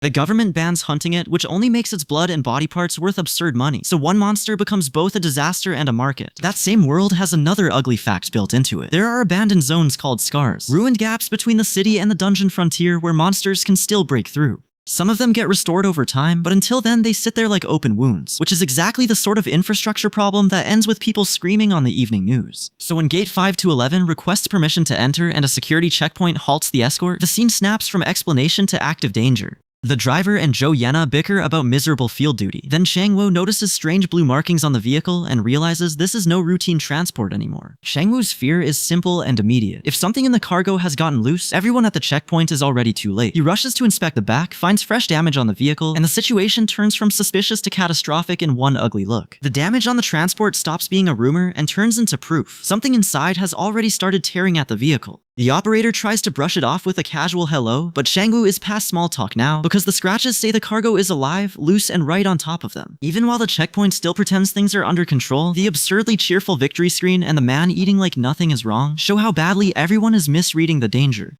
Jaeryong, the masked fighter who survives by reading threats faster than other people, looks over and realizes this scene has already moved from suspicious to lethal. The panic spreads in pieces as people reach for phones, hope somebody else called for help, and a reluctant bystander gets dragged into the mess anyway. That delay is the whole problem. While everyone argues over responsibility, the horned horror is already closing the distance, and the number of horns tells Jae-young exactly how ugly this fight is about to get. One side bets on bodies, the other side bets on survival, and the Monster Hunter crowd finally admits this is no drill by joining the wager on who can last long enough to matter. The rain-soaked casualty prediction makes the stakes plain. If nobody acts now, the city pays in dead people before rescue can even arrive. The horned horror lashes out and sends Jae-young crashing hard, which is the kind of setback that usually ends a public fight before it starts. But he refuses to stay down, forces power through the fall, and turns the disaster into a spectacle by striking back in a way the crowd cannot ignore. That blast of resistance changes the whole mood on the street, because now the authorities have to stop reacting and start evacuating. Even the shouted order to run makes one thing obvious. Jae-young has bought everyone a few crucial seconds, and in a city overrun by dungeons, seconds are the only currency that counts. Then the fight escalates into the kind of public proof Jae-young needs for Warrior High, because the next threat comes straight at him, and he answers without backing down. He dodges, snaps with a challenge that says he is done being prey, and the blue power around him finally announces what the elites have been waiting to see. The city finally pays for all the noise it has been making, because the blast tears through the street and turns the fight from a public scene into a disaster nobody can pretend is under control. With fire spreading everywhere, the people on the ground realize this is no longer about one angry attacker, but about whether anyone gets out alive. While everyone else is still trying to process the wreckage, the older man calmly explains the part Jae-young needs to hear. His screaming power is not a party trick, it is a weapon for protecting others.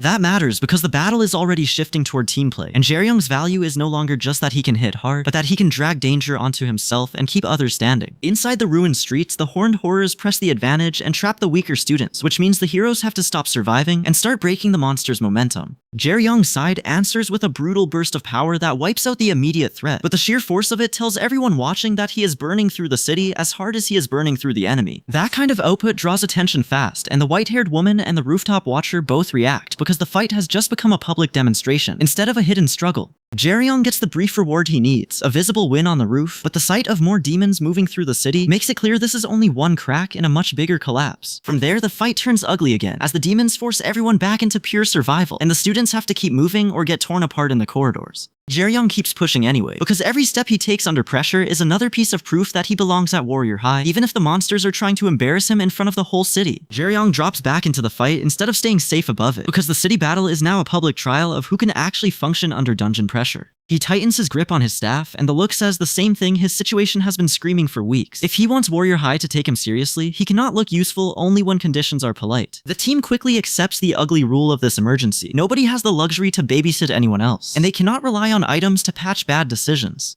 The tank ally chooses the practical job, taking the weaker horned horrors off the board so Jae-young can handle the problem that actually proves something. That split gives Jae-young a lane, so he drives straight into the armored horned horror and tests whether his training can hold up outside a classroom. The creature refuses to fold, which turns this from a cleanup job into a very loud entrance exam with teeth. Jae-young keeps trading pressure with the horned horror until he realizes why this feels familiar. The rhythm drags him back to a past fight where raw hands and raw instinct mattered more than polished technique. That memory helps him adjust instead of panic, and he starts treating the monster less like a wall and more like a lesson, trying to punch him. The horned horror still has the advantage in force, so Jae-young survives by choosing timing over pride. He dodges, blocks, and resets until one opening appears, tiny enough to miss if he blinks, which is rude considering the monster brought the whole upper body package. Jae-young commits to the counterattack, and the exchange proves he is no longer just the smuggler kid scraping through dungeons for cash. He can stand beside another fighter in a live disaster, read the pressure, and keep his footing when a horned horror tries to turn him into street decoration.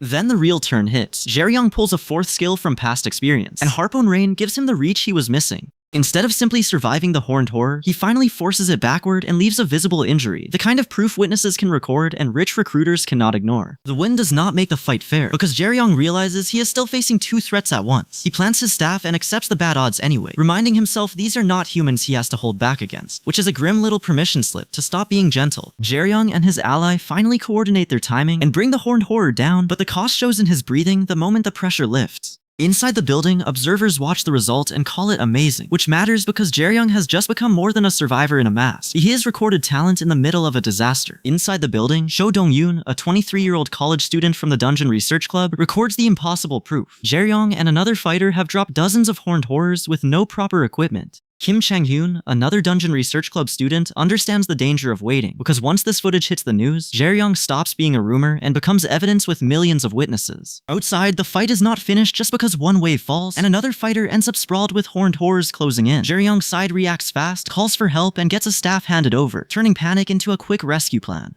It is not fancy, but when monsters are on the floor tiles with you, fancy can wait in the lobby. Jae-young checks the damage and realizes the price of fighting unarmed is already showing. Fractures are scattered through his body, especially around his middle. The strange part is that he is still moving, which proves his hidden toughness is real, but it also means he may be burning through his body faster than he understands. Then the enemy stops behaving like simple dungeon prey. One horned horror refuses to be drawn in by the taunt skill, so Jae-young and the others realize the real problem is not the beast in front of them, but the one positioned above it, like it has a manager title nobody applied for. That suspicion pays off in the worst way when something still inside the truck erupts into the fight. A swordsman manages to hold it off for a moment, but the creature keeps forcing the exchange inside the cramped space, which tells everyone this is no ordinary horned horror joining the brawl. The reason becomes clear. Horned horrors survive by numbers, with small leaders gathering roughly 10 at a time before tribes merge, breed, and swell into larger packs. They are usually near the bottom of the dungeon food chain, so one stronger variant should be rare, and that makes this battlefield much more dangerous than a random monster spill. This one breaks that rule completely. A mutant horned horror develops 3 horns, which marks it as something beyond a small tribe leader, and its arrival changes the fight from cleanup duty into a command threat emergency. The mutant proves the warning immediately when a glasses-wearing fighter steps in and tries to cut it down. Instead of folding, the 3-horned horned horror overwhelms him with a destructive counterattack, showing Jae-young and everyone watching that the real boss of the swarm has finally entered the field. The glasses-wearing fighter tries to prove the mutant horned horror can still be handled by talent, but the creature shoves him back and takes control of the fight immediately. That matters because this is not a normal horned horror leader anymore, and every second it stays upright makes the battlefield less like an exam and more like a public execution with homework attached. Even when the fighter digs in and forces the monster to answer him directly, the mutant keeps winning the argument with raw force. The fighter can resist for a moment, but resisting is not the same as stopping it, and the difference gets painfully clear when the horned horror sends him flying instead of falling. The impact tears through the area, and the rain turns the whole place into a reminder that they ran out of time before they ran out of courage. The fighter is one of the gifted ones, the sort of student people call a genius, but the mutant crushes that label flat enough to slide under a door. That loss forces Jae-young forward, because the threat has already proved it can break elite fighters who are supposed to belong here. He runs into the rain knowing he is not choosing a clean duel, he is choosing the only ugly option left before the monster reaches everyone else. The opponent Jae-young meets is not just strong, it has crossed into an awakened state that makes its body look built for punishment and retaliation.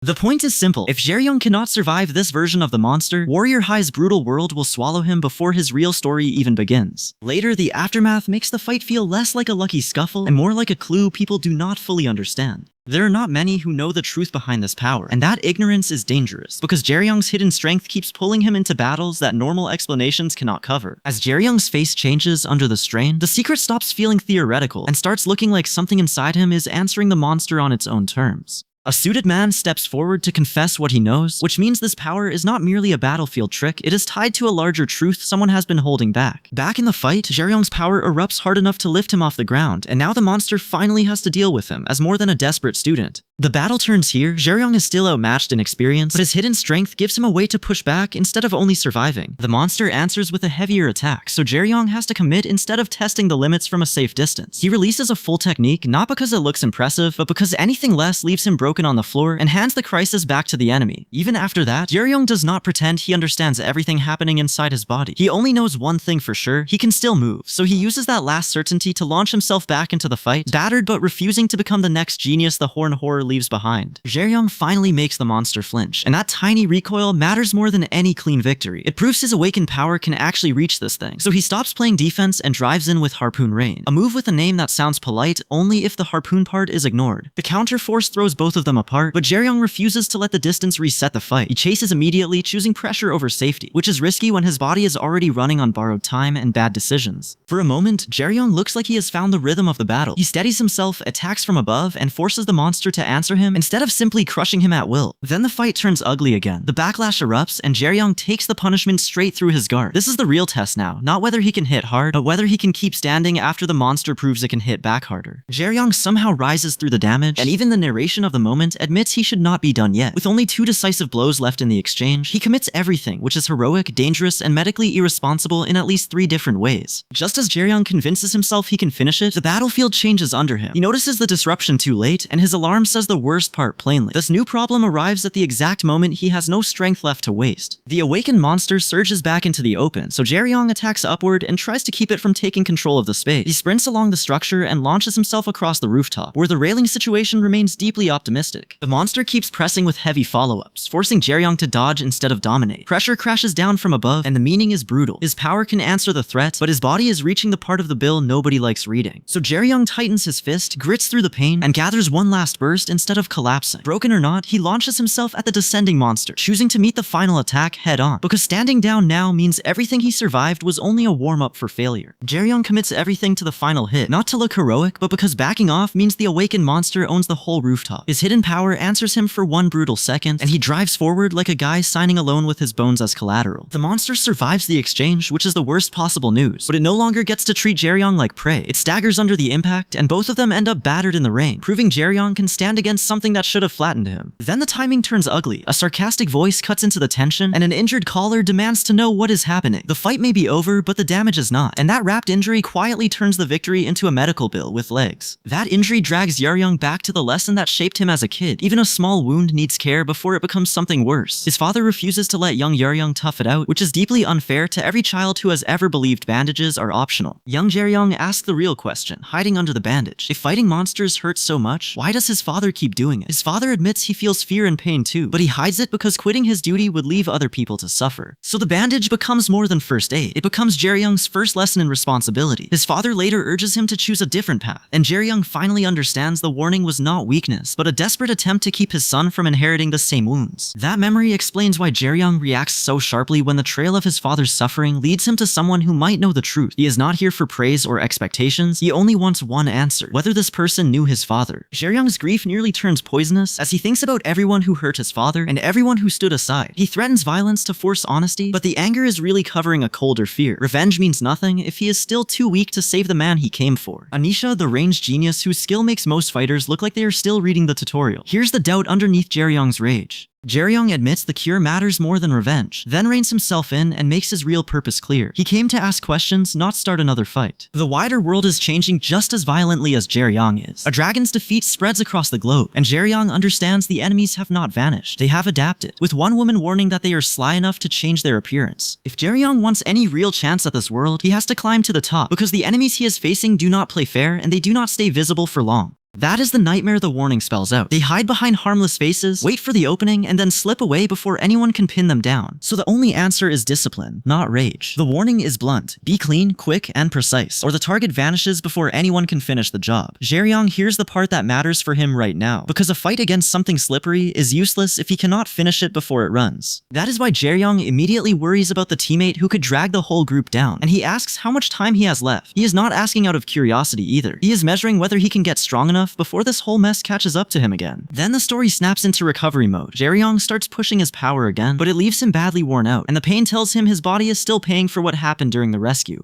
He complains about the soreness, and the answer is basically yes, his muscles are wrecked, and the doctor is going to explain just how wrecked they are. Jae-young is stunned when he hears the truth because his arm was so badly damaged that they had to rebuild it. That only becomes more serious when a high-ranking healer enters the picture, which means this was never ordinary treatment, and whoever saved him invested real resources in keeping him alive. The payoff is almost absurd. Jae-young comes out fully healed, still wrapped in bandages, and recovering fast enough to make everyone uncomfortable. In other words, he is not just lucky, he is the kind of case that makes people start asking what else he can do. That is exactly why the hospital becomes a circus. Reporters flood the place, and the attention makes it clear that Jae-young's quiet recovery is over, whether he likes it or not. He checks out, and the staff act like this is somehow normal, which is a brave lie for a building full of cameras. Jae-young keeps moving by following the one instruction that still lets him stay hidden. Use the sling and get to the back entrance. He is trying to leave without anyone connecting the healed body to the guy the papers are hunting, because the second his face gets linked to the news, his secret stops being a secret. Aram, the person helping manage this mess, catches him from the luxury car and immediately starts judging the rope choice, like it offended her personally. She points out that rope has awful defense, then contrasts it with cloth spells for healers and magicians, metal that can take a beating, and armor built for close-range fighters, which tells Jae-young this was never just about escaping through a window. It is also about what kind of combatant he is being shaped into. Then Aram cuts through the lecture with proof. Someone recorded the whole thing so she can make him watch it instead of forcing him to repeat the demonstration. That lands the real point of the scene, which is that Jae-young's progress is no longer private, and every move he makes is becoming part of the record that will decide what kind of warrior he gets to be. Jae-young has gained a real path toward warrior high, but that also means his hidden power can no longer leak out casually. When his strange force erupts in training and leaves people asking what they just witnessed, the victory immediately turns into a security problem. Jae-young recognizes the danger faster than anyone praising him, so he asks Aram, his support in this recovery and test prep stretch, for one favor. He wants everything that happened kept secret, because if his identity gets exposed before the transfer test, every curious hunter with a clipboard and zero manners can start circling him. Aram plays along and gives the only safe answer. He does not know what happened. That lie buys Jae-young breathing room, which matters because his next problem is not winning a single practice exchange. It is surviving the scrutiny that comes before Warrior High. Jin Sae-rom, the wealthy Warrior High first-year combat student funding Jae-young's rise, has been digging into the transfer test while he stays hidden. Her conclusion is ugly. The test is harder than it looks, not because Jae-young lacks skill, but because the system around it is built for people who already know how to play rich kid war chess. Jin Sae-rom shifts the problem from strength to perspective, forcing Jae-young to think about how applicants are actually judged. At Warrior High, families can coordinate parties for their children before the test even begins, so the exam is not just a fight, it is networking with weapons attached. The numbers make it sound absurd. Over the last 5 years, every listed transfer applicant passed, but Jin Sae-rom warns that those perfect results hide the real threat, because anyone whose identity is exposed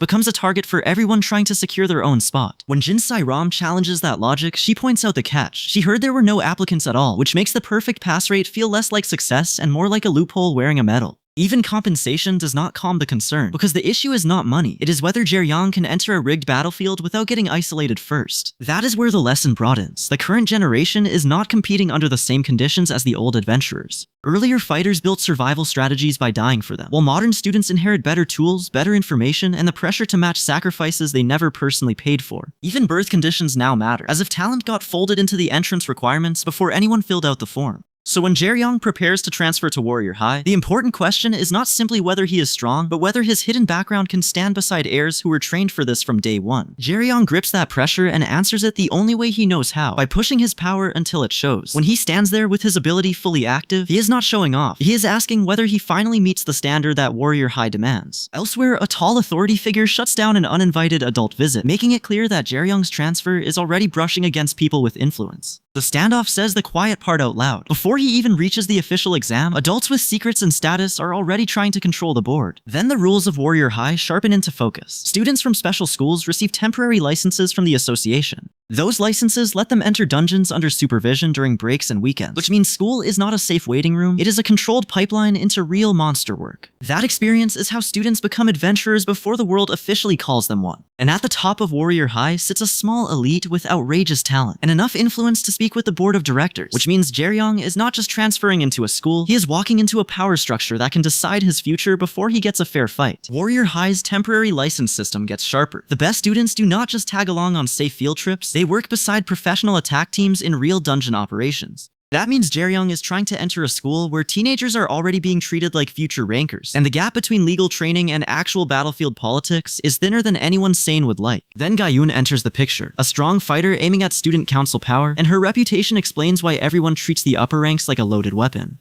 In the first semester of her second year, she drew her sword on the student council seniors, challenged them all, and beat every single one. That is not a campaign speech, that is a resume with bruises attached. So when a male student brushes off the nagging and walks away, the story pivots from school politics into the thing Warrior High respects most, proving yourself with your body. The training method is shadow sparring, an old hand-to-hand drill where the winner is the one who corners the opponent into the worst position, which matters because Jae-young's dungeon instincts now have to survive formal elite rules. The demonstration makes the lesson painfully clear. Shadow sparring may avoid real injuries, but it still exposes who can control a fight and who gets dragged into someone else's rhythm. Fighters hit the floor, momentum flips fast, and the observers understand that this is not play acting. It is a clean way to measure skill without sending everyone to the nurse with a tragic little permission slip. Anisha, the genius range damage dealer, tries to cool things down by telling Jae-young he still has a chance if he apologizes, since the chairman can be rational. Jae-young offers the apology, even aiming it toward Jin Sae-rom, the wealthy Warrior High first year, who backs him. But the apology fails because the issue is no longer manners, it is pride and authority rubbing sparks in a hallway. Jae-young reads the rejection as stubborn, but the conversation forces the real question into the open. If words cannot settle it, what counts as fair proof? Gayun answers with certainty by powering up, and Jaeryung accepts the same terms, which means the dispute stops being social pressure and becomes a test he cannot talk his way around. Gayun attacks first, and the point is not flash, it is confidence. She moves like she already knows Jaeryung will be late. Shadow sparring is supposed to be defensive training, but Gayun turns it into a pressure test, giving him no room to hide behind his survival background or sponsor connections. Then Gayun proves the scary part is not only her aggression, it is the speed behind it. Her follow-up strike forces the room to react, and Jin Serum's shock says what Jaeryung needs to understand fast. At Warrior High, hidden talent gets you through the door, but elite combat decides whether you stay standing once you are inside. Jin Serum, Jaeryung's wealthy Warrior High backer, watches this match less like a fan and more like someone checking whether her investment survives contact with reality. Her read is simple. Gayun is already ahead of most students her age, so Jaeryung is not fighting for pride here, he is measuring the brutal distance he has to close. Jaeryung keeps hanging on even after Gayun pushes him into the kind of pressure that usually ends a spar cleanly. Gayun notices he lasts longer than expected, then offers to call it a tie, which sounds generous until everyone remembers this is Warrior High, not a neighborhood gym with a mercy stamp. The offer confuses the watchers, because neither fighter is acting like a casual practice match is on the line.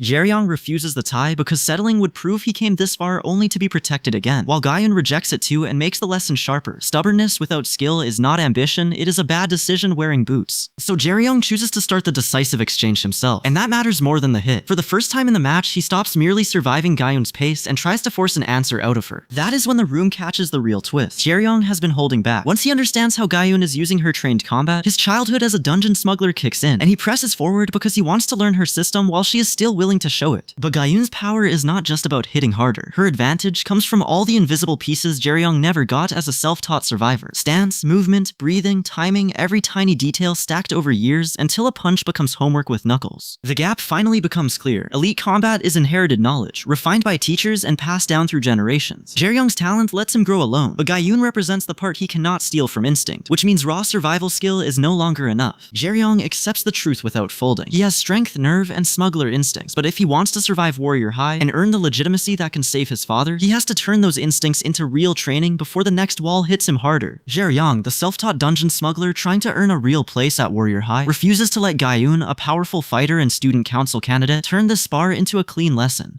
Even while his body is screaming for a refund, he forces himself back into the fight and says he can still keep going. That stubbornness buys Jaeryung one more burst, but it also proves the problem. Survival instinct can push him forward, while Gayun's formal combat training keeps answering him with cleaner timing. The spar is no longer about who can hit harder. It is exposing how much elite technique Jaeryung still has to learn before Warrior High stops chewing on him. A watching male fighter catches the key weakness immediately and calls out the hesitation, which is basically the worst possible word to hear mid-fight. Jaeryung ends up exhausted on the ground, but he is relieved the match stops before anyone else has to step in, meaning this spar came dangerously close to becoming more than practice. Jaeryung refuses to dress the ending up as a neat win or loss, saying there is no real reason to decide the spar now. Since Gayun is too damaged to settle anything properly, she accepts the compromise with a sigh, and the result stays unresolved in the most annoying way possible. Technically fair, emotionally unpaid. That unresolved fight matters because Jaeryung's next real hurdle is the transfer test, and Jin Serum, a wealthy Warrior High first-year combat student funding his shot at legitimacy, does not let him forget it.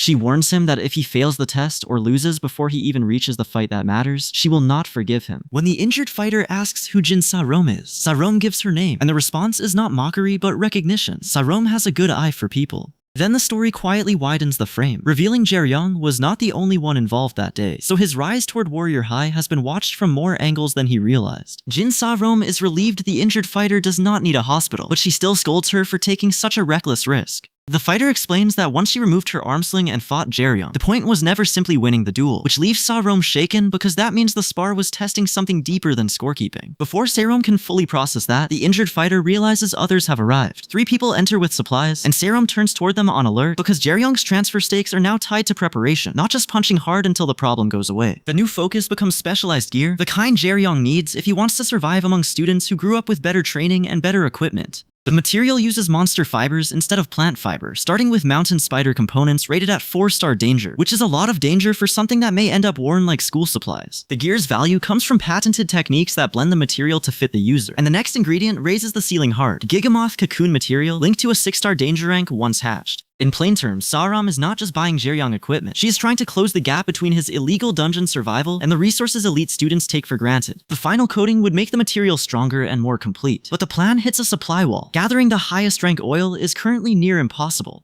Then a mysterious winged creature comes into focus, and Serum leans forward with sudden realization, suggesting that after all this time, the impossible material may finally have a lead. Serum starts by brushing off the whole sales pitch, but the real point lands fast. She only cares if this gear actually changes Jaeryung's odds. So when the fabric sample comes out, she makes it clear she will not pay for fancy fluff unless the material gives a real edge. And that immediately frames this as survival gear, not luxury shopping. Jaeryung is blunt about what he wants too. He would rather have a piece made by someone strong enough to understand the job, because he already knows weak gear gets people killed in dungeons. Serum likes hearing that he has standards, and then the conversation turns into the ugly part of the craft. Royal jelly is the queen's material, while black wax exists to protect her, which means the best upgrades are tied to the rarest and hardest to get monster parts. That material talk matters because Jaeryung cannot afford to waste time or money on dead ends. The problem is the ceiling on supply, and the scene makes it plain that the best parts are locked behind danger levels and rarity that ordinary hunters never touch, so his progress depends on finding a route elite people already know about. By evening, Jaeryung is already moving again, because waiting around is how poor fighters stay poor. He heads out into the cold with a contact in hand, and the mood shifts from business to mentorship. Someone is finally willing to teach him a skill instead of just judging whether he deserves one. That lesson pays off immediately when Jaeryung learns the skill called Flash, and then realizes it is a speed technique, not a miracle. He tries to push it anyway, but the strain tells him he is still chasing control, not owning it yet. And that's the kind of mistake that gets people embarrassed or flattened in a real fight. Uncle Zeke, the outside mentor who is shaping Jaeryung's growth, reads the boy better than Jaeryung expects. He praises the passion he saw during the duel, then points out a cruel truth. Power always attracts attention, and if Jaeryung keeps hiding, people will treat him like he is small, whether he is strong or not. The warning is simple, and it hits hard because it means legitimacy at Warrior High will not come from pretending to be harmless. That advice turns into the core of the transfer stakes. Jaeryung pushes back with the logic of the adventurer world, where strength decides who gets believed, and he makes the point that even fear has value if it keeps people from looking down on you. In other words, he is learning that the school's politics and the dungeon world run on the same ugly rule. If you cannot be respected, you better at least be dangerous. Right after that, the scene widens into the kind of everyday chaos that makes secret deals dangerous. A call comes in, someone hesitates, and the moment freezes just long enough to show how easily outside connections can interrupt a plan when everybody is already half looking over their shoulder. Then the story snaps back to the dungeon route itself. Jaeryung hears that there really is a secret path to the dungeon, and the answer is yes. But the important part is not the shortcut, it is the ownership behind it, because each entrance belongs to somebody, which means access is power before a single monster even appears. That ownership game keeps tightening around Jaeryung as rumors start piling up around the Duganoids, and the pressure is the same old one he keeps running into. If he is not strong enough to protect his own place, other people will decide his future for him. The only way out is growth, so the mentor side of the story doubles down on the same promise, telling him that if he improves, someone else will handle the rest. The final beat pivots from training and politics to family, because Jaeryung's fight was never just about school. A child wakes up late, someone introduces Uncle Jaewon, and the scene quietly signals that Jaeryung's support network is expanding at the exact moment he needs it most, which matters because the transfer to Warrior High is only useful if he can survive everything waiting on the other side. Years before Jaeryung fights for a place at Warrior High, Yoosung brings little Yoo Jaeryung to meet Uncle Jaewon and makes the introduction feel warm instead of official. Yoosung calls Jaeryung his son, invites Jaewon to dinner, and quietly starts building the safety net Jaeryung will need long before the kid understands why. While child Jaeryung runs around carefree, Yoosung admits the truth adults have been hiding. He does not have much time left. His painkiller comes from a sky trigger recipe, but even that is only delaying the damage, which is a terrible thing to say over a mug like this is a weather update. Yoosung explains that the illness will not only hurt him, it will strip away memory, judgment, and even the ability to recognize people. That means Jaeryung is not just at risk of losing his father to death, but of watching him disappear while still breathing. So Yoosung does the hardest thing a proud father can do. He asks Jaewon to step in if he can no longer be the father Jaeryung deserves. What he wants for Jaeryung is not glory or dungeons, but a normal life where the boy can choose happiness instead of being shoved into survival. Back in the present, Jaeryung wakes and realizes only 3 hours have passed, but the weight of that memory makes the time feel much heavier. The flashback explains the root of his burden. Every step toward power is tied to the fear that his father may run out of time before Jaeryung can protect him. That memory leads straight into Jaeryung's next preparation, as he stands in a school gym with a heavy sword case, and Jaewon starts handing over practical tools instead of comforting words.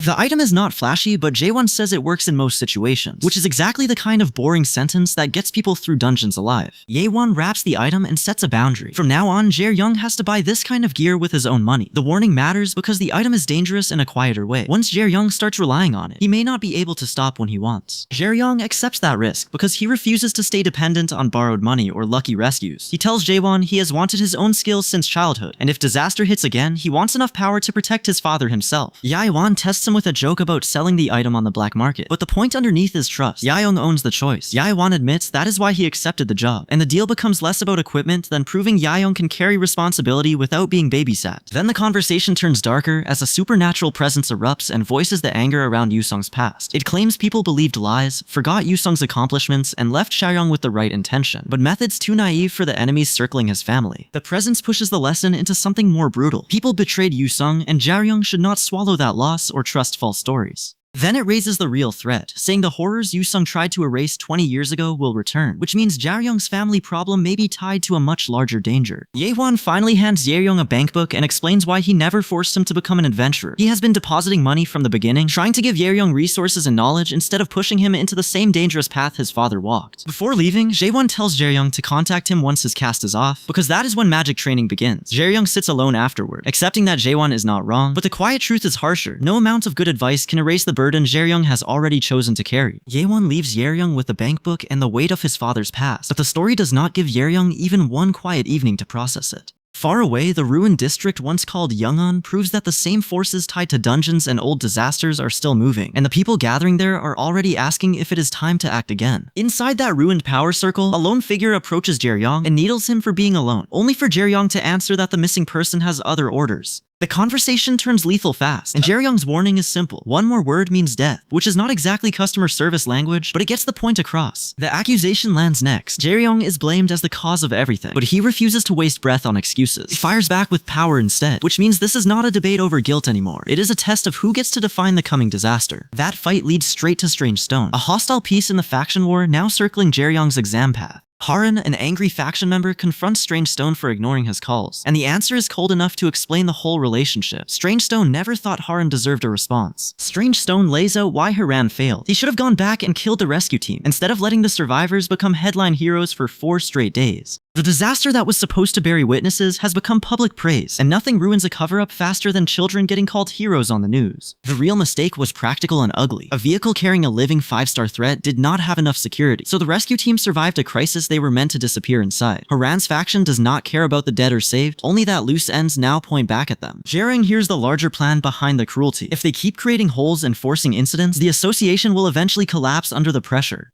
That matters because Jaeyoung is trying to enter the hero world legitimately, while these people are actively turning that world into a cracked floor under his feet. The meeting gets messier when someone questions when everyone arrived, and Yoongyul, a bloodied fighter from the hostile side, steps in with weapons and zero shame. Jaeyoung greets him like an old problem returning, and Yoongyul admits he enjoys this work, which is a red flag wearing boots. Their attention shifts to Kanghyuk, a ranked fighter who lies defeated and begging after a betrayal catches up with him. Jaeyoung calls him dangerous for stabbing the team that raised him, and the point is clear: before the exam even begins, the enemy side is already eating its own. Then the conversation turns to the shadows, a secret hideout tied to the seal mechanism inside a dungeon chamber. The speaker admits that few teams use such seals for clean reasons, and that his own party got dragged into a wider network of squads, which means this betrayal is not one rogue mess, but part of a bigger operation, moving before Jaeyoung can catch his breath. The betrayal fallout turns ugly fast. A new hostile figure steps in with a casual goodbye, which tells everyone the talking part is over. When a bloodied chain comes out and the question becomes whether anyone still needs to hold back, the answer is basically no, and that is terrible news for the attack squad trying to build influence. The enemy side has already picked its target, and the target is not random. They see this ambitious attack squad as a faction worth cutting down before it grows teeth. So the operatives gather with the calm confidence of people who packed for murder, not negotiation. Because enemies are already moving before the exam even starts, the story snaps back to preparation, where Jaeyoung is racing the clock instead of a blade. In a taxi, he checks the arrival time, 2 minutes out, while a recovery call reminds him his body still needs 1 or 2 weeks before it is fully ready. The good news is that the recovery window lines up with his equipment, which means Jaeyoung might enter the transfer exam with both his body and gear barely ready. The bad news is the exam is only a weekend away, and Warrior High does not grade survival on sympathy points. Jaeyoung remembers meeting this helper the same morning his cast comes off, and the offer is simple: get him ready for the transfer exam using practical knowledge most students never get.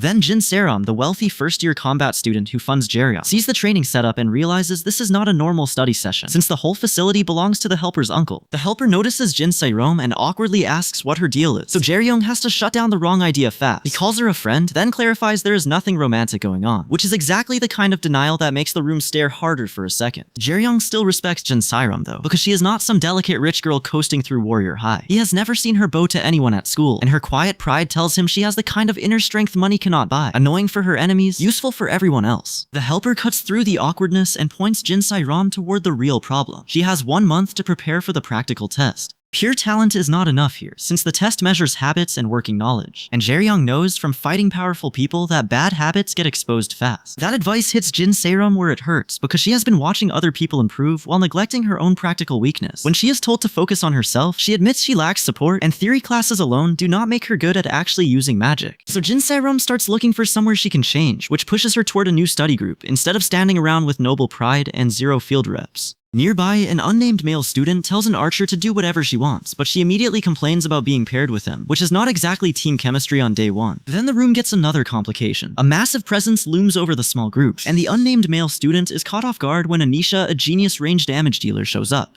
He asks why she is here when his uncle is not, which means this training session just attracted someone important who was not part of the original plan. Jae-young has earned a shot at Warrior High, but now the problem shifts from raw survival to surviving classes, teams, and exams without exposing too much of himself. When Seok asks what anyone here actually understands, he explains that Anisha, the genius range damage dealer, is his cousin, and that her serious attitude is extra funny because they are the same age. Anisha is not here to flex family trivia though. She says she is also running a study session with friends nearby, while Jin Sairam admits she is trying to learn as much as possible, which matters because money can buy equipment, but it cannot buy field instincts off a shelf. Still, someone warns Anisha that desperation is not a free pass to force the issue, and the lesson immediately turns practical. A brown-haired male student throws a sudden punch, the target braces, and the whole point becomes ugly fast. Theory ends the second someone tests whether your body reacts before your pride does. Anisha is shocked enough to call out to the senior twice, but the senior is not doing this to be friendly. He planned the hit to show the gap between them, and when the student calls it self-defense, Jae-young's masked presence makes the room feel less like a study group and more like an exam nobody consented to take. The senior cuts through the excuse. If the student really had self-defense, he would not have done nothing after a surprise punch. He starts to apologize for the method, but the criticism lands, so the student swallows his irritation and asks what the senior actually wants. That challenge flips the room from lecture to sparring, because words are no longer enough to prove the difference. The senior takes a heavy blow, remembers being forced to dodge earlier, and the pressure around Jae-young spikes enough that Anisha tells the senior to stop hiding the truth. Because nobody backs down, the sparring turns into a test of identity as much as strength. The male fighter demands to know who he is dealing with, attacks Anisha, and drives her back. But the important part is not the impact. It is that he realizes Jae-young's punch was deliberately weakened rather than truly committed. Anisha understands the insult hidden inside that restraint and answers with her own counterattack, forcing Jae-young to admit he is limiting his movements and slowing his tempo. He is disappointed because the opponent falls below expectations, but Anisha pushes back with the real lesson. School life matters, and raw power without judgment does not help students survive it. Jae-young and Anisha, the genius range damage dealer testing him, both realize the spar has stopped being a polite lesson and turned into a challenge over restraint.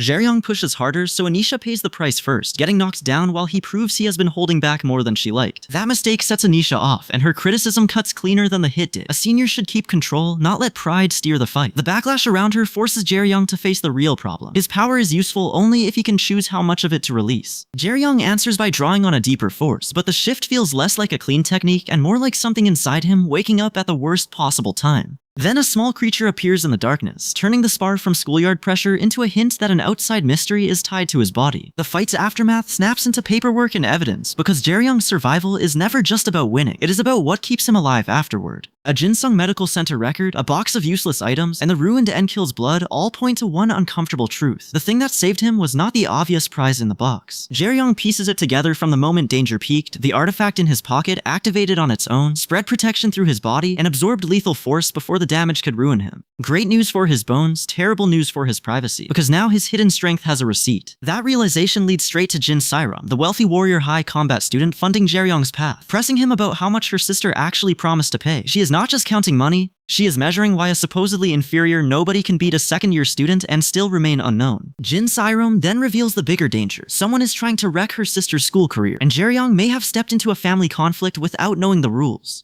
The masked attacker's curse and the attack on the others show this is not gossip with uniforms, it is sabotage with bodies on the floor. Jin Sairam admits the investigation wastes time but leaves her no better option, then clears up the family link when Jae-young guesses wrong. They are cousins, not sisters. That still matters, because at Warrior High, family ties can shape an entire school career before a student even throws a punch. When Jin Sairam grabs Jae-young's suit and steadies herself, the warning gets personal. Anisha is already paying attention to him, and more attention means more people digging into what he can do. If that information spreads, Jinsera makes it clear the leak itself will be only the opening problem, which is a charming little welcome basket for school politics. Jae-young chooses the only answer that gives him control. He needs to learn magic immediately, before his own power and everyone else's schemes decide his future for him. The lesson begins brutally fast when a spell knocks him back, and even the figure holding the book reacts like the training manual forgot to mention live fire humiliation. Jae-young learns the first ugly lesson of magic combat. Power does not matter much if every attack announces itself early. His classmate breaks down Jae-young's habits from their earlier fight footage, which means Jae-young is not only being trained, he is being studied, and that is exactly the attention Jinsera warned him about. The instructor, the magic instructor teaching combat spells, shifts the lesson from brute force to control. She explains that total magic decides how big a spell can get, but spell quality decides whether that magic becomes a weapon or an expensive warm breeze. When a student asks about learning self-defense in a hurry, the room treats it like a 3-day miracle diet with punching. The instructor does not flinch because quick practical survival is her specialty, and Jae-young needs exactly that if he wants to survive Warrior High without exposing too much. The training starts with Flare, a basic spell hot enough to make beginners instantly respect the word basic. The instructor tells them not to panic at the heat and redirects the lesson inward, because the real target is not the flame, it is the magic moving through the body. The instructor cuts through the usual mystical nonsense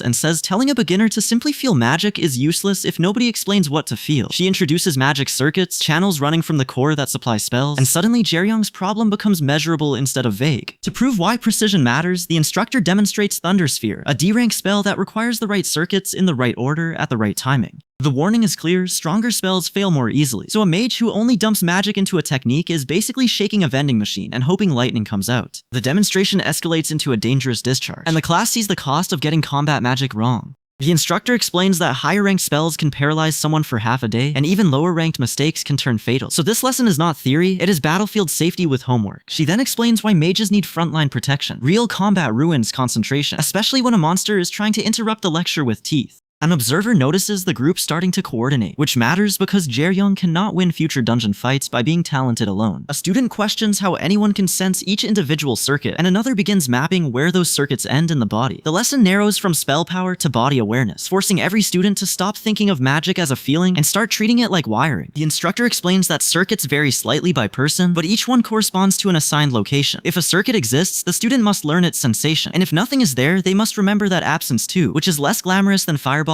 but much harder to fake. The students begin activating specific circuits across the body, and the scattered theory finally clicks into a usable method. Jae-young's path forward becomes clearer. If he masters these internal routes, he can improve spell quality without simply revealing how much raw power he has. The lesson ends with 2 students achieving synchronization, proving that circuits can connect and cooperate when controlled properly. For Jae-young, that success is both a promise and a warning. Magic can make him stronger fast, but every breakthrough also gives the people around him one more way to measure him. The cram mentor lays out the real lesson. Jae-young, the hidden power dungeon smuggler trying to earn a legitimate future at Warrior High, does have magic aptitude, but talent only matters if he combines abilities intelligently. Most fighters survive on 2 or 3 spells, so the goal is not collecting flashy tricks, it is building a small toolkit that actually fits his body and combat style. Basically, spell hoarding gets treated like buying 5 chargers and still having a dead phone. The mentor admits he knows both sides of the struggle, being the impressive junior and the person watching juniors catch up. That makes his apology matter, because he is not just teaching theory now, he is acknowledging that Jae-young has been pushing under pressure while everyone else measures him. Jae-young does not want sympathy though. He wants usable knowledge before the exam clock eats him alive. So Jae-young cuts through the apology and asks for the impossible. For the next 58 hours, he wants the mentor to teach him everything he knows. The deal turns a casual lesson into a brutal last-minute training sprint, which is exactly the sort of plan that makes Sleep look at him and file a complaint. By the time the cram session ends, the group looks drained, but Jae-young's stamina gets marked at A, which tells everyone he can endure far more than a normal student. That matters because Warrior High rewards people who can keep functioning after their brain, body, and manners have all left the building. Jae-young asks if anyone is heading toward Gangnam for off-campus training, and the conversation reminds him how far behind he still is in formal preparation. One student has trained since age 5, so Jae-young is not catching up to beginners. He is trying to stand beside people who have been sharpening themselves since kindergarten, which is rude scheduling by childhood itself. The students part on polite goodbyes, but the awkwardness lingers because everyone knows the exams will turn these friendly faces into competition. Jae-young leaves with encouragement, yet the pressure stays the same. If he cannot convert this cram session into real performance, Warrior High's door may close before he gets the legitimacy he needs. The early ride to Gangnam gives Jae-young a rare quiet moment, and he thanks the older mentor for teaching him more than simple buffs.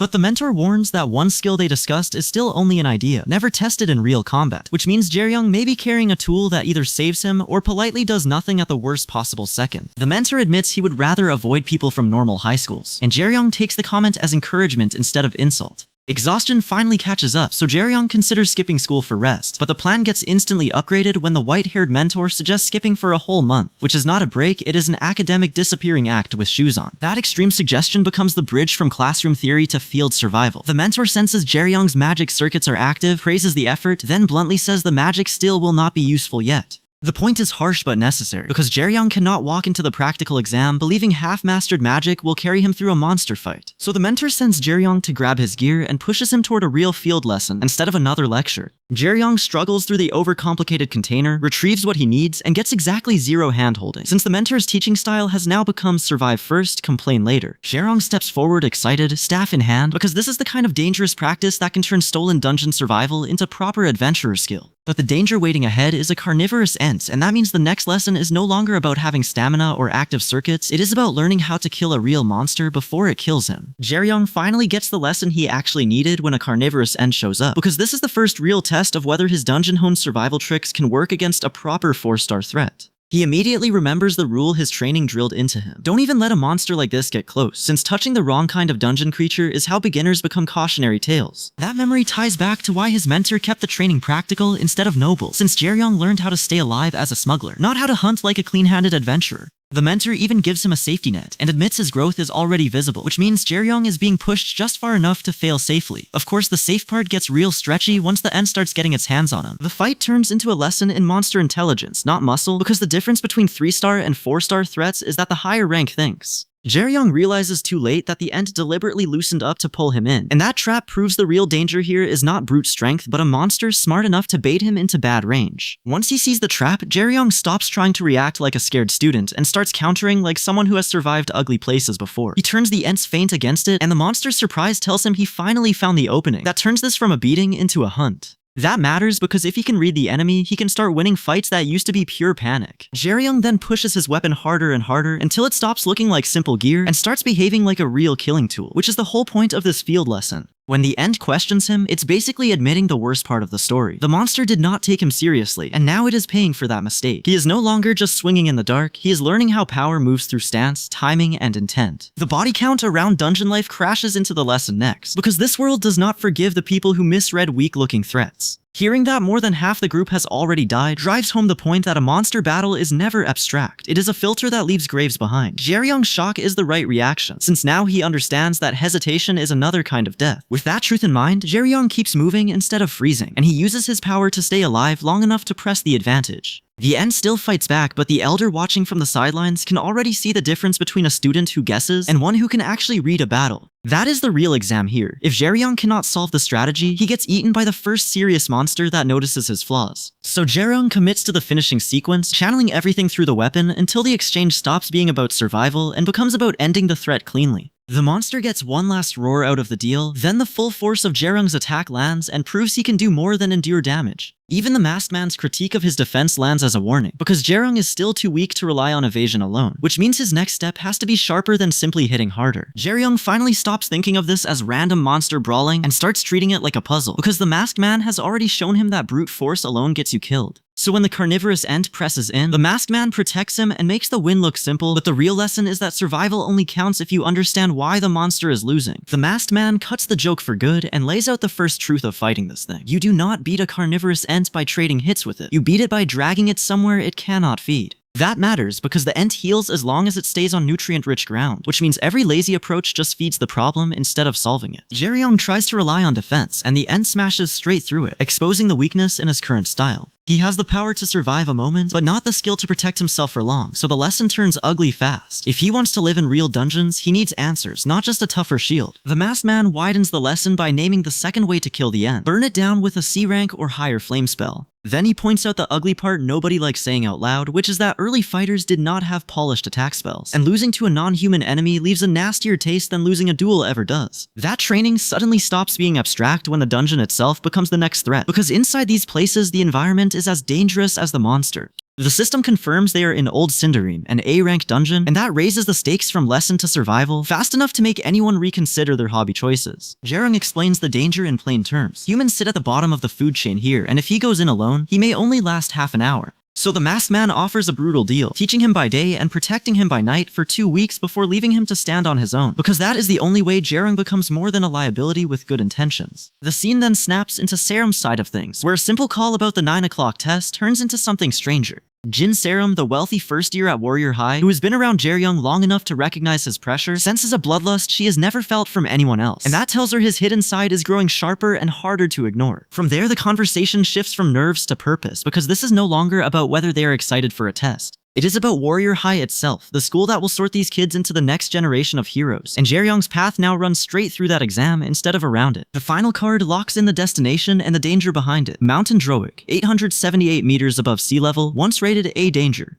That detail matters because Jae-young is not just entering a school test anymore, he is walking into a place where the line between training ground and disaster is already paper thin. Warrior High sits beside Egar Jungle, Seoul's largest dungeon, so Jae-young is not just going to school grounds, he is stepping next door to the city's biggest nightmare. That matters because a place like this only exists when people decide danger is close enough to teach their kids how to survive it. The officials make the point plain. This school takes huge money, labor, and planning, and it was never built by accident. The whole argument around adventure education comes down to whether the next generation should be trained in safety or left to learn the hard way, which is a fancy way of saying the country already paid the price once. Jae-young's ride toward Warrior High turns into a reality check because the road itself reminds him that the school is perched on dangerous ground, not some peaceful campus tucked inside Gangbuk. That old mountain site used to belong to the dragon Vasuka, and once that truth surfaces, the test ahead stops feeling like school and starts feeling like surviving somebody else's corpse. The story then snaps back to that buried disaster, because the place was not just built near a dungeon, it was built over the aftermath of a dragon's lair. Vasuka's old home still carries enough power to tear people apart, and the wreckage on the mountain says the school's foundation is basically a patch job over a historical problem no one fully solved. Vasuka's own attitude explains why that disaster mattered so much. He treats making alcohol as an insult, blames humans and elves for the mess, and clearly sees himself as the one who got cheated. That reveal turns the old dragon from a legend into a stubborn wreck of a boss fight, the kind of enemy whose pride outlasts the battle by decades. The hard lesson lands next. If Vasuka had stayed in the nest, nobody would have been able to touch him, so the only way humans won was by dragging him outside his advantage. Even 20 years later, that victory still looks incomplete, because they only cut off the tip of the iceberg and called it peace, which is exactly how future disasters get invited to dinner. Back at Gate B, the crowd starts staring at Jae-young, because the labyrinth is already changing shape, and everyone there knows that means the entrance exam is no longer just a test of skill. Jae-young has spent the last stretch learning how dangerous that kind of place can be, so when he feels those eyes on him, he understands the real rule. In a shifting labyrinth, hesitation gets you targeted. Then his hidden power sharpens at the worst possible moment, which tells him he is not standing on the sidelines anymore. Jae-young knows he can't quietly dodge a crisis like this one, so he makes the only choice left, steps forward and runs straight into the danger before it gets to choose him first. Choi Sung-go, one of the board members, finally says the quiet part out loud. Memorable changes have happened, and the people in charge are already split over what that means for Warrior High. That matters because this school loves to preach heroism, but the adults are acting like a control room that just got a live grenade on the desk. Seiyo Yora, the educator under fire, refuses to bend just because the board wants one clean consensus. When they complain that she has gone too far without even a formal test, she answers like someone who has already decided this meeting can turn into a fight if that is what they want. Then the room gets what it was bracing for, because an unexpected student cuts straight into the meeting and introduces himself with enough power to make the room pay attention.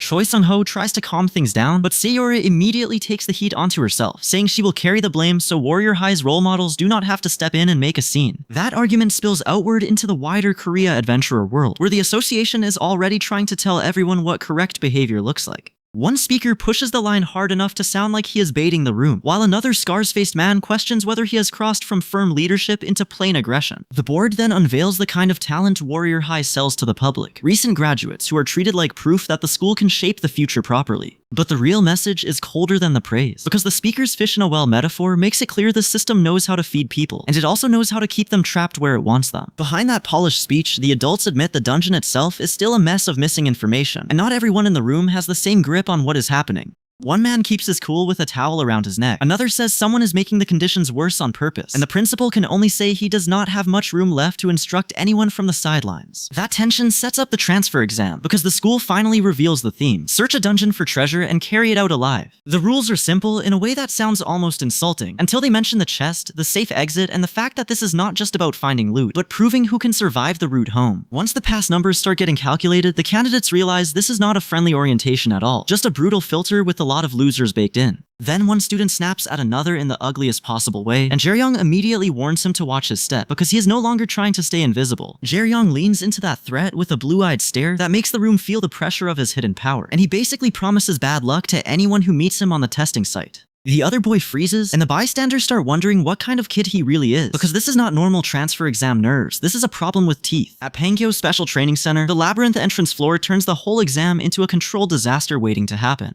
The instructor explains the real trick. Each capsule is an elevator that drops every participant into a random location, which means the moment the doors shut, the candidates stop being a class and become scattered prey. Jae-young stands in the elevator waiting for deployment, and that is the point where the whole exam shifts from theory to survival. He has already made the room notice him, and now he is about to be thrown alone into a maze where treasure, timing, and luck all decide who gets to walk back out. The exam finally stops being vague intimidation and turns into a simple deal. Take the tactical band, learn the mission, and survive long enough to qualify. That matters because Warrior High does not reward talent in theory. It rewards whoever can grab the objective and get out before the maze chews them up. Jae-young, the dark-haired transfer candidate everyone has been staring at, catches the warning at once and realizes this test is already going sideways. He is not looking at a classroom exercise anymore. He is looking at a trap where one bad drop can separate him from every advantage he came in with. Then the school loses control in one ugly stroke. The locations stop being trackable. The system flags a Code 8 emergency, and the staff admits the layout has failed. That means the candidates are no longer being evaluated by skill alone, because now the real test is whether they can survive the maze before whatever is inside starts hunting. With the exits locked and the guides ordering everyone out, the warning gets nastier by the second, because trapped people become easy food. The threat is not just the dungeon anymore, it is something personal and hidden, the kind of enemy that waits inside the space itself and wakes up when the panic starts.